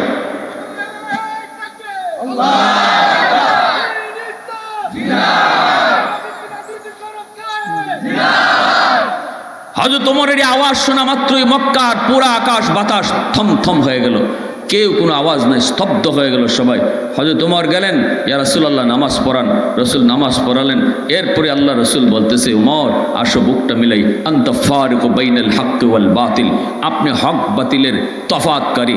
রসুল যখন বুকে বুক মিলান হযরত ওমর বলে নবী গো আরেকটু কাম বাকি রইছে। জোরে কও না সুবহানাল্লাহ। আল্লাহ রসুল বলেন উমর এমন কোন কাম বাকি একটু কও। হযরত ওমর বলে নবী গো কামটা হলো আজ মক্কার রাজপথে কালেমার মিছিল হবে। শুধু নামাজ নয়, মক্কার রাজপথে কালেমার মিছিল। রসুল বলেন ওমর কও কি তুমি? আমরা কিন্তু সংখ্যায় কম। ওমর বলে নবী গো আপনি অনুভূতি শুধু দেন, বাকিটা দেখবো আমি। আল্লাহু আকবার। রসুল বলে ওমর একটু জানতে মন চায় মিছিলটা তুমি কোত্থেকে শুরু করবা, কোন দিকে নিয়ে যাইবা? ওমর বলেন নবী গো মিছিলটা শুরু হবে আপনার কদম মোবারক থেকে, আর লং মার্চ করবে সেই সংসদের দিকে, যেই সংসদে এখনো আবু জেহেল বসা, শয়তান ইবলিস সভাপতির চেয়ারে আমারে পাঠাইছিল আপনার কল্যাণ মোবারক নেওয়ার জন্য। ওই সংসদের দিকে কালেমার মিছিল যাবে। আল্লাহু আকবার জোরে কও। ওরা তো এখনো অপেক্ষায়, আমি আপনার মাথা মোবারক নিয়ে যাব। রসুল বলেন ঠিক আছে যাও, অনুমতি দিলাম। আল্লাহু আকবার জোরে বল। কালেমার মিছিল, কালেমার মিছিল মক্কার রাজপথে সবার আগে দিলেন কে? কয় ফারুক আজম হযরত ওমর ফারুক রাদিয়াল্লাহু আনহু। কালেমার মিছিল, কালেমার পতাকা ওমরের হাতে, কালেমার পতাকা ওমরের হাতে। মিছিলের আগেও ওমর দাঁড়ায় আছে। সংসদের কাছাকাছি চলে গেলেন। আবু জাহেল ভিতর থেকে আওয়াজ পাইল, কিরে বাহিরে তো হট্টগোলে আওয়াজ শোনা যায়, কে একটু দেখতো। একজনে দেখে আইসা ডাক দিয়া কই উস্তাদ খবর বড় খারাপ, উমর আইতেছে উমর। আবু জাহেল কয় মুহাম্মদের কল্লা লইয়া? কয় না উস্তাদ, মুহাম্মদের কল্লা না, মিছিলের নমুনায় বোঝা যায় আপনার কল্লা নেওয়ার লাগে আইতাছে। আবু জাহেল কয় কস কি? কয় কালেমার মিছিলের সবার আগে উমর ঘুরায় গেছে তাকদীরের ফয়সালা। উমর বেক হয়েছে নবীজির মাথা মুবারক নেওয়ার জন্য, সেই উমরের ব্যাপারে আল্লাহর সিদ্ধান্ত। সেই উমর কালেমা পরে নিজের মাথাটা রসুলের সামনে দিয়ে দিছেন। আল্লাহু আকবার, জোরে কোন। গেছেন নবীজির মাথা মুবারক আনার জন্য, কিন্তু সেই উমর নিজের মাথাটা রসুলের সামনে দিয়ে দিছেন। ফয়সালা হয়েছে কোথায়? ফয়সালা হয়েছে আসমানে। ফয়সালা কোথায় হয়েছে? আসমানে হয়েছে। কারণ নবীজি দোয়া করছিলেন, আল্লাহ আবু জাহেল অথবা ওমর দুইজনের কোনো একজনকে তুমি মুসলমান বানায়া ইসলামের শক্তি তুমি বাড়ায় দাও, ইসলামের শক্তি তুমি বাড়ায় দাও। আল্লাহ আবু জাহেলের ব্যাপারে দোয়া কবুল করে নেই, কিন্তু দোয়া কবুল করেছে ওমরের ব্যাপারে। কারণ কে নবীর সাহাবী হবে এই বিষয়টা পরীক্ষা নেন আল্লাহ নিজে। এটা লিখনির দ্বারা কোনো পরীক্ষা হয় না, এটা মৌখিক কোনো পরীক্ষা হয় না। সাহাবী কে হবে পরীক্ষা নেবেন আল্লাহ। উলাইকাল্লাযী নামতাহানাল্লাহু কুলুবাহুম লিত্তাকওয়া। আল্লাহ বলে পরীক্ষা দাও আমার কাছে। সাহাবী হতে চাও যদি, কিসের পরীক্ষা? আল্লাহ বলে কলবের পরীক্ষা। কলবের পরীক্ষা, যেই কলবটা দেখা যায় না, অন্তরটা দেখা যায় না, আমি আল্লাহরও দেখা যায় না, যেই জিনিসের পরীক্ষা নিব এই জিনিসটাও দেখা যায় না। অতএব এই পরীক্ষার মধ্যে আবু জাহেল আইছে, ফেল করেছে, ওমর আইছে, পাস করেছে। আল্লাহু আকবার, জোরে কোন। কারণ আবু জাহেল রসুল সত্য এটা জানতো, গাউরামি কইরা মানতো না। আবু জাহেলে নবীজি সত্য এটা ভালো করে জানতো, বুঝতো। এমনকি আখনাস ইবনে শুরাইক আবু জাহেলের এক বন্ধু, আবু সুফিয়ান সহ রসুলের কোরআন তেলাওয়াত শুনতো ঘরের চতুর্দিকে গিয়া সারা রাত। এমন মজা লাগতো রসুলের কোরআন তেলাওয়াত। সকাল যে ওই যেতেছে হেরার খবর নাই। পরে রাত একটু আলো হইলে পরে এক নেতা আর এক নেতারে দেখে, কিতারে তুই কেন গীতা? কয়তো তুই কেন গীতা? আমি তো আইসি মোহাম্মদের কোরআন তেলাওয়াত অত মজা লাগে, না হলে ঘুমে ধরে না। আবু সুফিয়ান কয়তো আমারও তো একই দশা। আখনাস ইবনে শুরাইক কয় আমারও তো একই দশা। ও তিনও নেতা এরা সিদ্ধান্ত নিছে, না না আমরা যদি এই কাম করি তাহলে জনগণই কিতা করবো। আমরা নেতা, আমরা হল তারা বুঝাই শুনে রাখতেছি মোহাম্মদ বালাডা, মোহাম্মদের দ্বারা যাইও না। তখন যদি হেরা দেখে আমরা মোহাম্মদের তেলাওয়াতুনবার লাগি সারা রাত বই থাকি, তে তো আর মানুষ আটকায় রাখতে পারতায় না। সাবধান, আগামীকাল থেকে কেউ আর আইও না। তিনজনই এক কথা কইয়া গেছে, আগামীকাল আইতো না। কিন্তু আগামীকাল যেই ঘুমাইবার টাইম হয়েছে আর ঘুমে ধরে না, খালি হতাশা। আবু জাহেল কয় কথা তো আজকে কেউ যাইতো না, যাইগা আমি একলা গেলে আর খুঁজতে হইতো না। আবু সুফিয়ানে কয় হেরা তো আইতোই না, তে আমি যাইগা। আখনাস ইবনে শুরাইক হেরা তো আইতোই না, আমি যাইগা। এটা হচ্ছে পুকুরের দুধ ডালার মতো, ঠিক না? নি আসেনি না নাই? হ্যাঁ। তো এই অবস্থার মাঝে আবার যখন সকাল হয়েছে দেখে তিনটা একসাথে আজি। আখনাস ইবনে শুরাইক কয় নেতা, ও নেতা একটু বালা করে কৌছেন, নেতা তুমি তো তোমার তো খুব মানি, মোহাম্মদ সত্য না মিথ্যা, একটু দুস্তুনওয়ালা তোমার সব মানি, কথাটা একটু কৌছেন। এখানে কেউ নাই, আমার খানে খানে কইলাও। আবু জাহেল কেউ বসে কইস না, কইতাম না। কইতে হুন মোহাম্মদ 100% সত্য নবী। কইতে মানো না কেনে? কই মানি না, আমার লিডারই থাকতো না। কি থাকতো না? জোরে খন, আমার লিডারই থাকতো না। মোহাম্মদের যদি নবী মানি তাহলে তো আমি তার নিচে গিয়ে বই থাকলাম, আমার কাছে আর বিচার আচার আইতো না। মোহাম্মদই সবার নেতা থাকবো, ওই লিডারের কারণে শুধু মানি না। এজন্য তার দিলের ভিতরে অহংকার ছিল বিদায় দিলের পরীক্ষা আবু জাহেল ফেল করেছে। আর ওমর রসুল যে সত্য নবী এটা বুঝতেনই না, তিনি এটা বুঝতেনই না। এরকম আবু জাহেলের মতো বুজ্জা মানতেন না এমন না, হয়তো ওমর রসুলকে বুঝতেনই না তাই মানতেন না।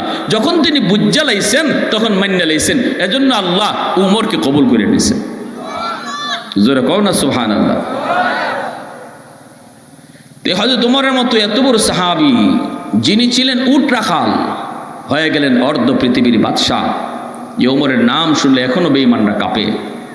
শাসন করে গেছেন, আদালত কায়েম করে গেছেন, ইনসাফের রাজনীতি কায়েম করে গেছেন, বিচার ব্যবস্থা ইনসাফ প্রতিষ্ঠা করে গেছেন। এজন্য সমাজে ইনসাফ প্রতিষ্ঠা একমাত্র আমার নবীর আদর্শ আর কোরআনের আইন দ্বারাই সম্ভব।